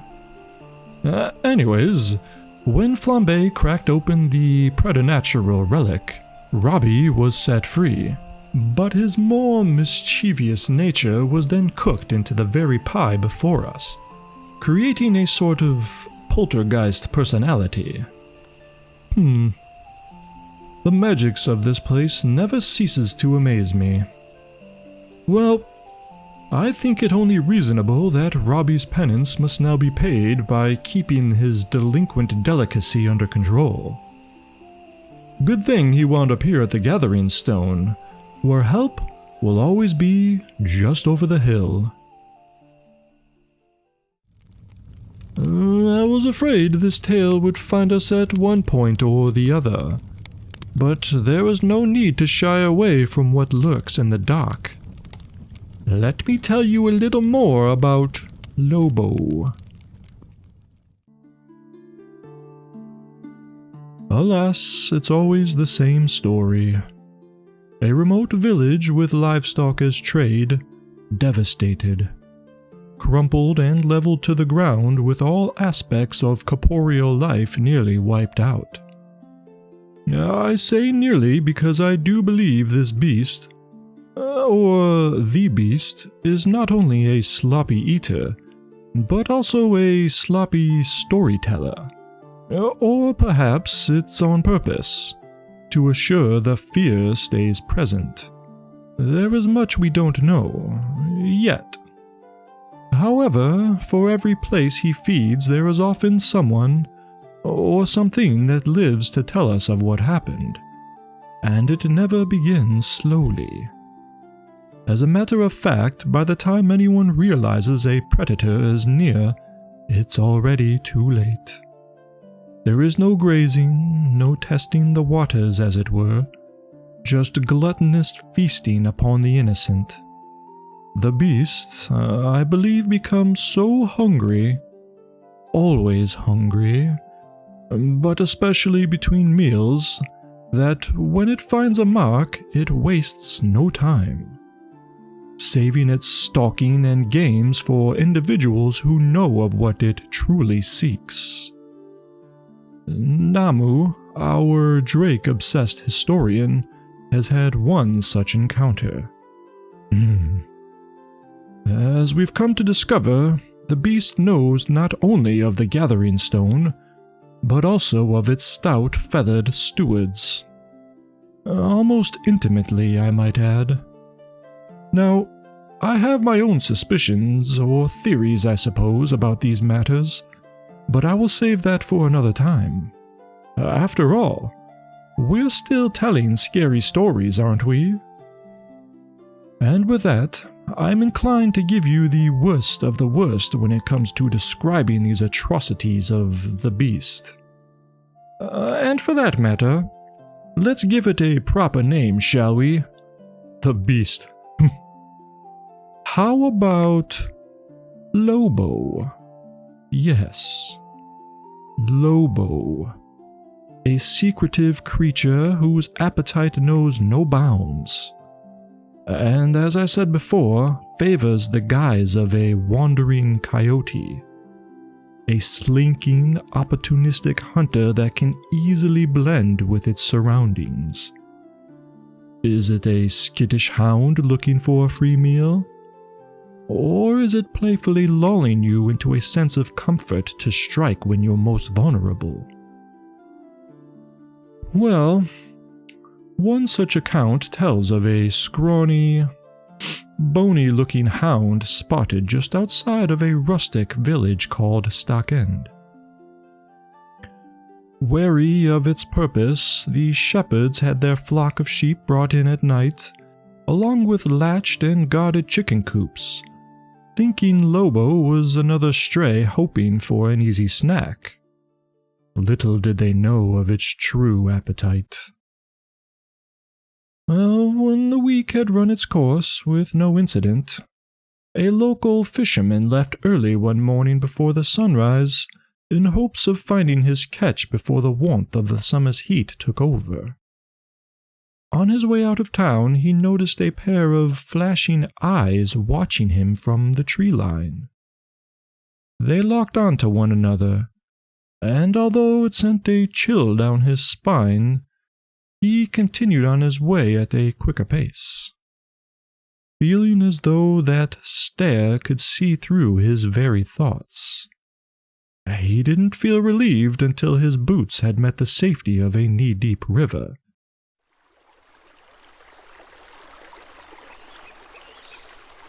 Although nothing came in search of him, he still felt unease during his entire day of fishing, looking over his shoulder with every cast. But nothing was there. Matter of fact, he recounted it was quite peaceful away from the prying eyes. That was until silence took over everything save for the sound of rushing water, and he began hearing panicked screams over the hill in the direction of his town. At first he thought it might be a celebration, but quickly changed his mind when the screams were cut short, and the sheep began bleating. Feeling the color leave his face, he dropped his things and waded ashore, then made for the small trail that led back to Stock End, keeping to the brush and shrubs for cover in case of what he might find upon his arrival. And he definitely was not prepared for what met him. Coming to the summit of a small hill and the very tree line where he earlier saw the roving eyes, he came to a stop. Looking around as he adjusted through labored breathing, he didn't see nor hear anyone. And once his gaze laid upon the village center, he knew why. For a near 3-story, grotesquely overweight, coyote-like creature was sitting upon its hind, stuffing its face with what appeared to be this man's best friend. Kicking and fighting, it didn't matter, as the monster shoved a lamb down its mouth right behind. Blood, wool, drool, all congealed between its paws and mouth to what had to be one of the most horrifying things this old fisherman had ever seen. He felt sick and dropped to his knees, shaking before looking up. The beast belched, then turned its yellow eyes in his direction with a wicked smile. The man froze and watched as the coyote now morphed its body into that of a great dragon, then set to demolishing his beloved home. Between the splintering of wood and crashing of rubble, the man felt so hopeless and wondered, what is this thing? And why? Exhausted to the point of faint, he fell and laid there watching his memories fall to pieces. When the creature was done, it took one more look back at the now supine fisherman, then shrank back down to that of a scrawny coyote, and trotted off through the destruction and disappeared over the horizon.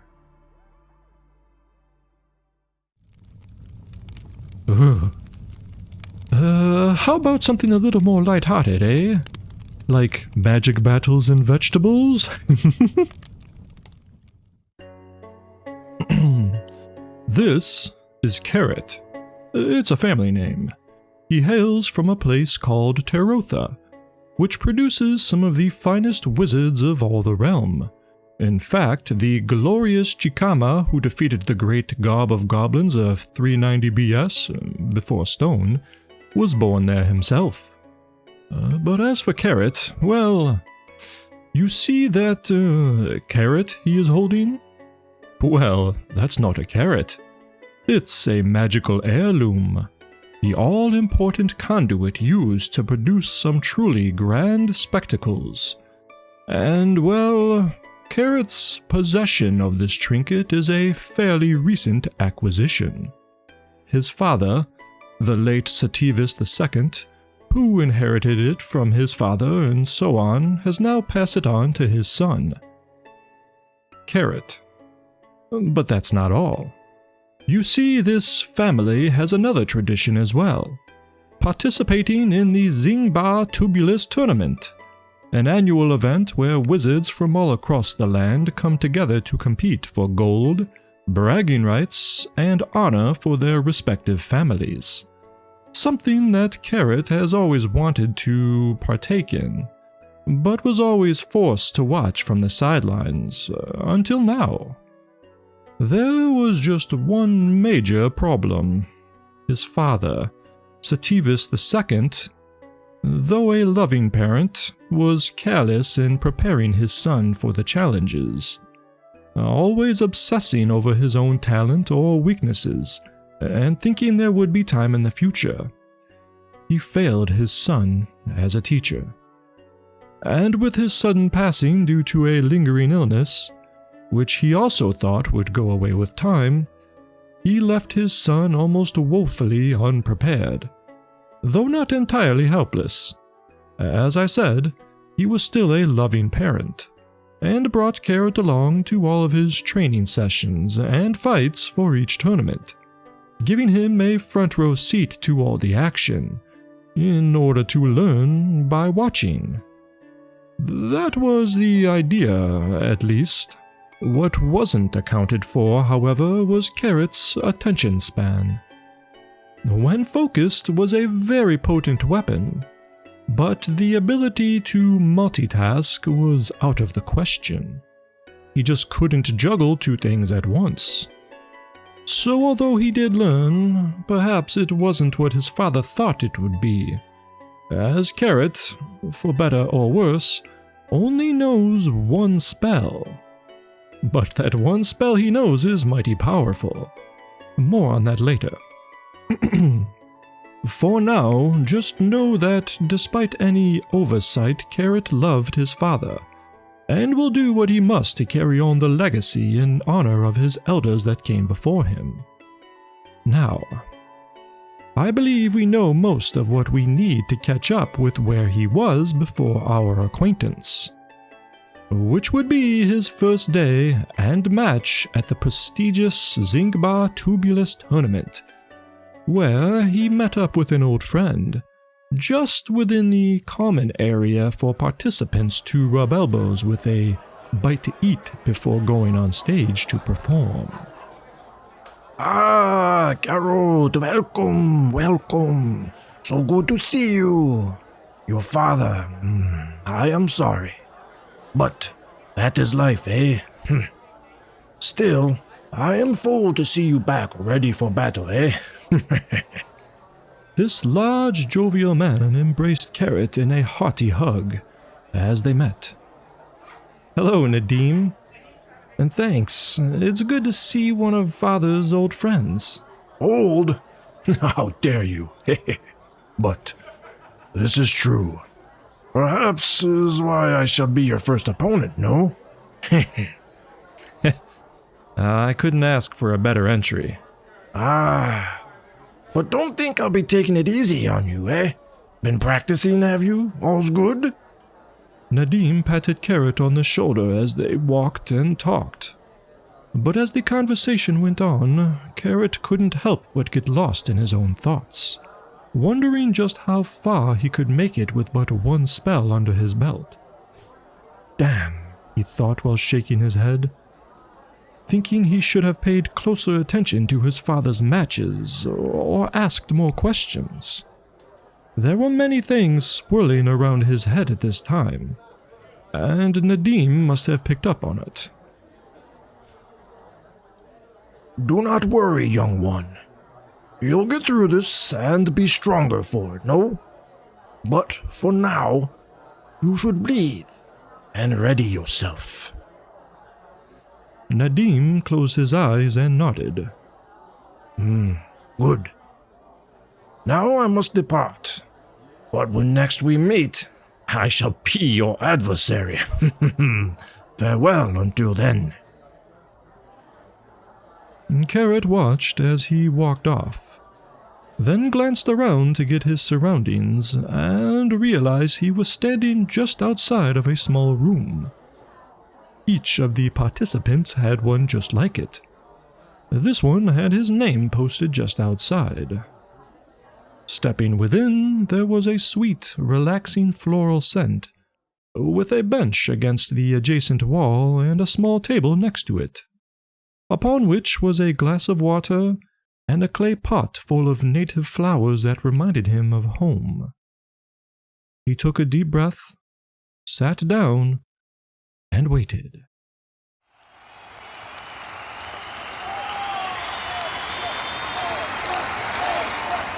Carrot didn't remember the crowd being so enthusiastic or loud when he was part of the noise. But now, standing at the edge of the caster's ring and looking around at the bowl-shaped stadium, it was quite an overwhelming thing to behold from his position. Taking yet another deep breath, he calmed himself, and looked across at Nadim, who was sitting upon the dirt with his eyes fixed on Carrot. Then he smiled and winked. Carrot snorted. then shuffled his feet and thought to himself while the announcer went on a lengthy speech about tradition, magic battles, and the legends of Nadim. Okay, His inner monologue began. since I really only have one spell to abuse, and Nadim is quite heavy-handed with his plethora to choose from, I'm really going to have to be careful about my opportunities. He trailed off as he caught his name being called over the cacophonous cheering. Snapping to, his heart began racing as he realized the battle had begun when a sharp hiss shot past his ear. That's the only warning shot you'll be getting, my boy. Nadim shouted from across, followed by a volley of frostbolts. Carrot dove, then cracked his wrist in a quick motion, sending out his one and only spell. "Oh shit!" he exclaimed to himself, as he unceremoniously collided with the ground. Dislocating his left shoulder, he found that he wasn't able to move. The frostbolt volley had found its mark and froze his legs, right arm, and neck in place, rendering him immovable in midair. Damn, he cursed. But when the cheers of the crowd overtook his senses, he glanced over to Nadim, who was no longer there. No way. Did I get him? Carrot wondered with excitement. Sure enough, at the spot where Nadim had previously stood was now a 6-foot-long, man-sized Carrot laying prone. Nadim had not expected such a quick counterspell to be shot while Carrot was in the middle of dodging the frostbolts. Caught dumbfounded, he was hit dead mass with a rather unique polymorph spell, instantly turning him into a large orange tuber. He would have laughed if he still had a mouth. The match, for better or worse, was over. Once Carrot's legs had a chance to thaw, he walked over and turned Nadim back to his jovial self, and offered a hand. In the end, the fight was considered a draw. Neither combatant would move on to the next round. That's the way it goes. Carrot was disappointed to say the least, but the experience was everything, and he vowed to return next year with at least one other spell mastered. Which is right about where we can pick up his current story, as he found his way to the Gathering Stone just recently. I imagine the chickens thought it would be quite useful to have someone around who could turn almost anything into a carrot. Come to think of it, Flambe might appreciate it as well. As for the wizard himself, well, he has been training tirelessly with another recent visitor who is quite well versed in the art of movement. But that is a story for another time. This next one is about a halfling named Delilah and her best friend, Cadenza.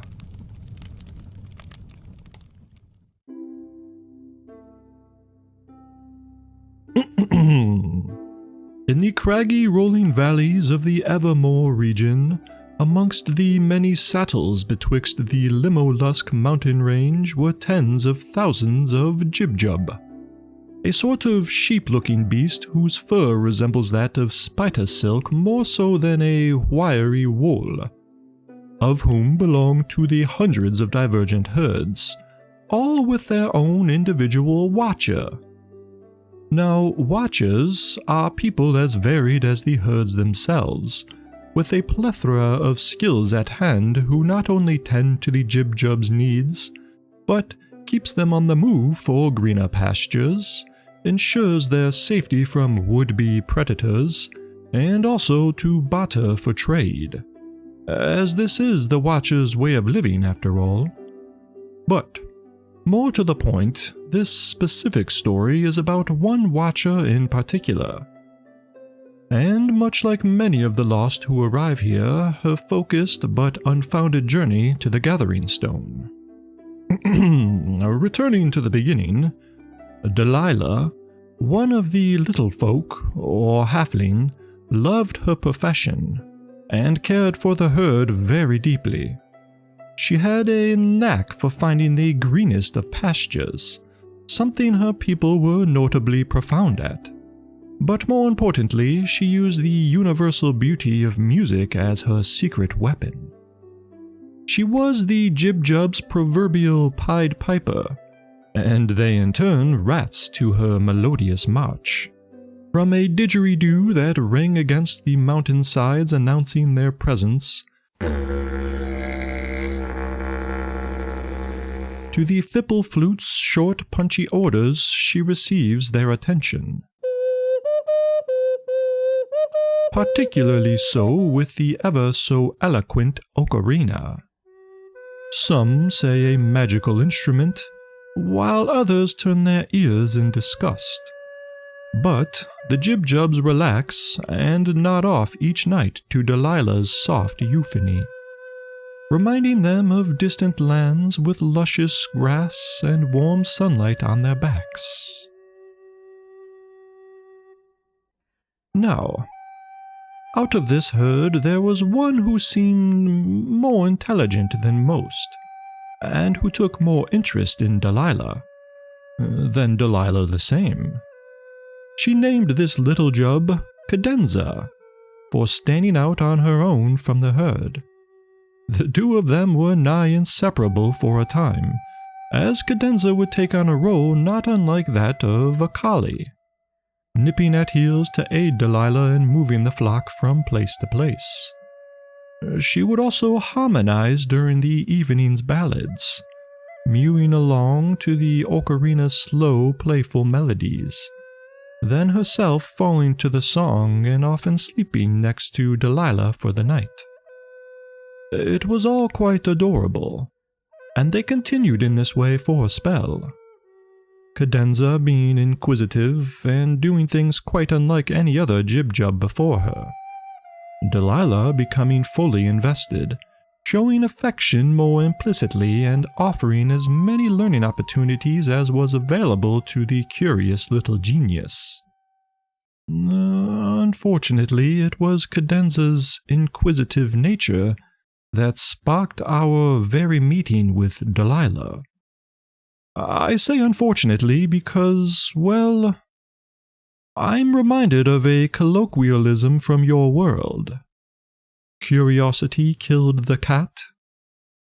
As the two of them get wrapped up in things that have nothing to do with them, but are the consequences to actions taken many years before. Nonetheless, this is the way of the world sometimes. For Lobo has found his way into these valleys. It was a day the same as any other. Huge, chunky gray clouds were drifting across the open sky between the mountain range, and sporadically were shoved apart by hazy rays of sunshine, basking the surrounding hills and boulders with a warm hue, while Delilah's gentle music danced about the valley. The flock was grazing on a rather robust patch of dew-laden crocusfoot, and Cadenza was sitting lazily, watching the wind float along the fields, when a small spot of furry blue caught her eye. With the wind at her back, she couldn't catch a whiff of anything different.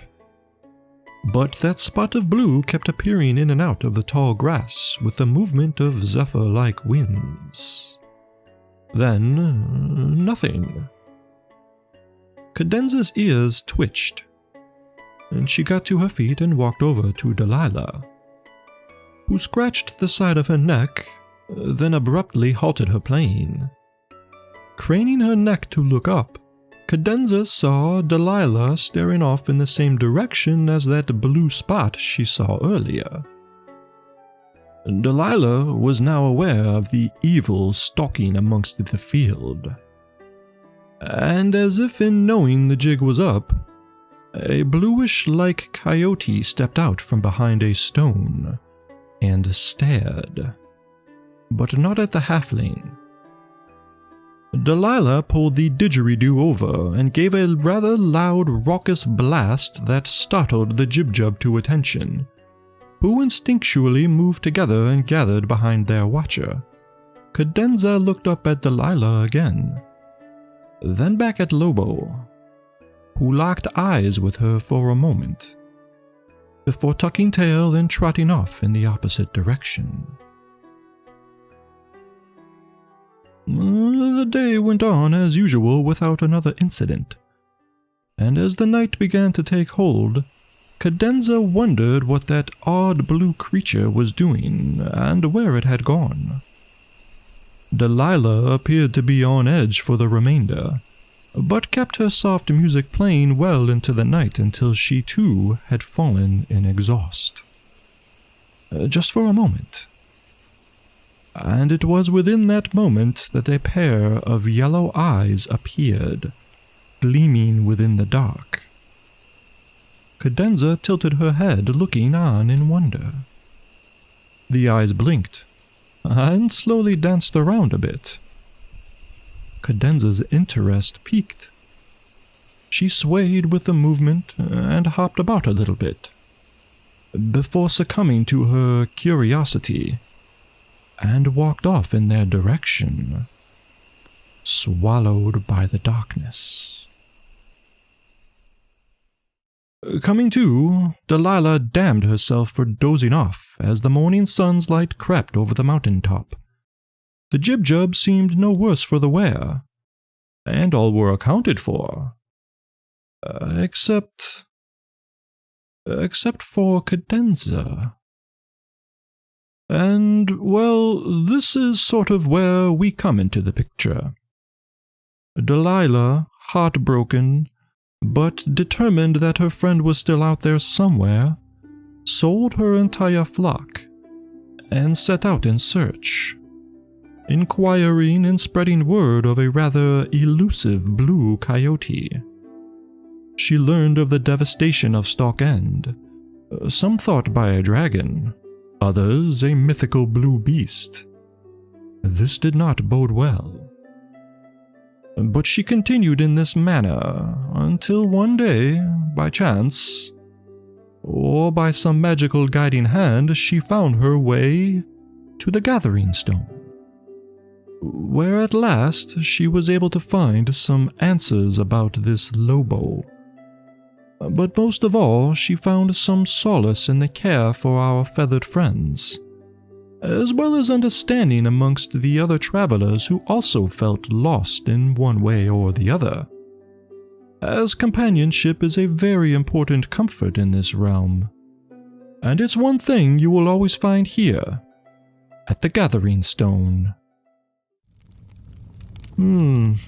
We do seem to collect quite the motley crew of loners, outcasts, forgotten, and the downtrodden, don't we?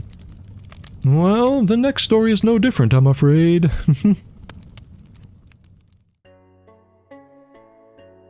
Now then, do you see this stout fellow manifesting before your eyes? This is Dolgin, and he is a cleric. What is a cleric, you might ask? Well, they are a healer of sorts. A person who has devoted their life to a specific god or deity, and draws upon their power to aid and support their allies. Dolgin, however, really has no allies to speak of. Something he gave up on a long time ago. For he is a cleric for hire. That's right. If your party is in need of healing, magical protection, a word of encouragement, or divine intervention, Dolgin is at the ready. Just don't expect him to stray outside of his rigid contract. And befriending is strictly out of the question. You know what? Why don't we just jump into his current job, and you can see for yourself? as a small party of 3, a sorcerer, a thief, and a shape-shifting druid, brought him on to aid in their battle against a rather aggressive Tendragora, a huge walking vine-like plant beast that was terrorizing a small town. Let's see how it's going.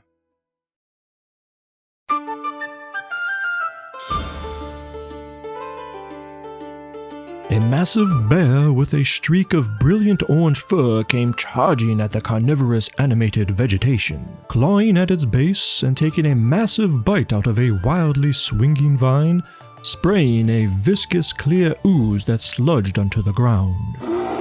As the dead vine fell, so too did the bear's companion, a fowl like Aarakocra that was having the life squeezed out of him. He hit the slippery grass in stride, ignoring his bruised ribs, and unsheathing a pair of stiletto knives began stabbing the creature in quick succession, showering the area with the same aloe-like liquid. The overgrown beast thrashed wildly in anger. Meanwhile, the sorcerer stood braced just outside of reach, apparently casting some sort of complicated magical attack.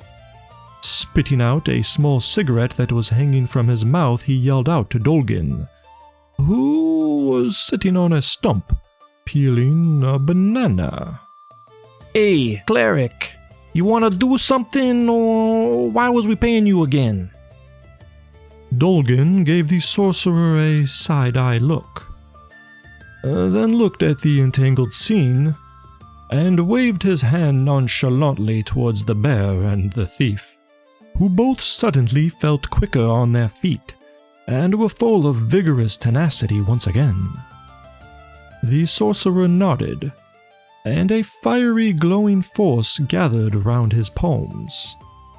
Dolgin took a bite of his fruit and watched. Hey, get out of there! The sorcerer yelled, and quickly the bear and thief ceased their attack, then dodged the swinging vines as they retreated towards the safety of Dolgin. The Tendragora was puzzled for a moment, then felt a warming sensation on its backside. Turning round, it had barely a moment to recognize a colossal dynamo of a fireball, before it engulfed the wriggling monster in a blaze of magnificent conflagration. And within that same moment, the surrounding area was lit like the midday sun. Then with a whoosh, the dark returned. All that remained of the villain was a charred, sizzling pith. The earth was scorched and blackened, and with that, a few glowing embers floated away into the night sky.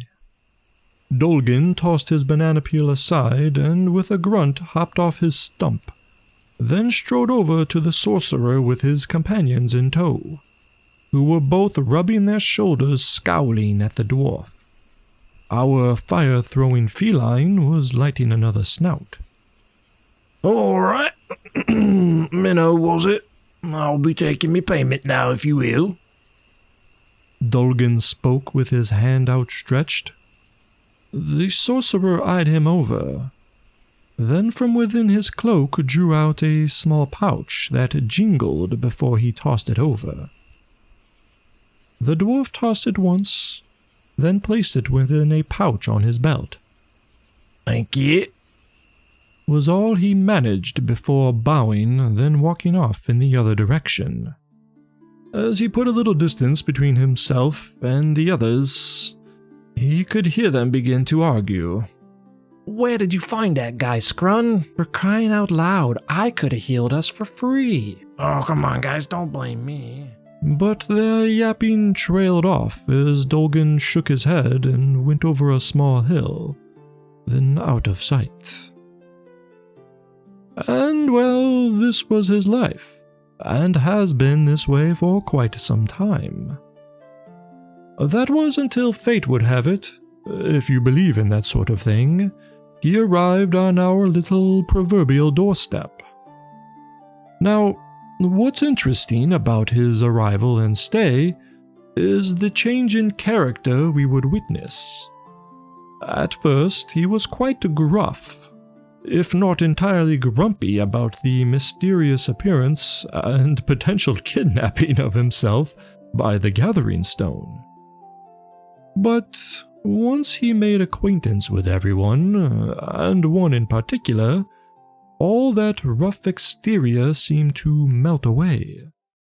For we've now come to know that Dolgin had a son that he lost at one point in his life, and Dorian the Dazed bore a remarkable likeness to his lost kin, sparking a warm-hearted sort of friendship between the two, with Dolgin swearing he would do what was within his healing power to help poor Dorian regain those lost years of his life. You can find out more by listening here, and we will dive more into what happens among these two later. But I believe for now, just know that it's going to be a bit more complicated than I think either of them, or me for that matter, are prepared for. So let's give them a little time and we will revisit this soon. And so ends another tale. And indeed the last tale of this volume. Don't worry though, I will continue to read through all of them again and well into the night. But I again would like to say thank you all for letting me into your homes this holiday season. Hopefully this has and continues to keep you company.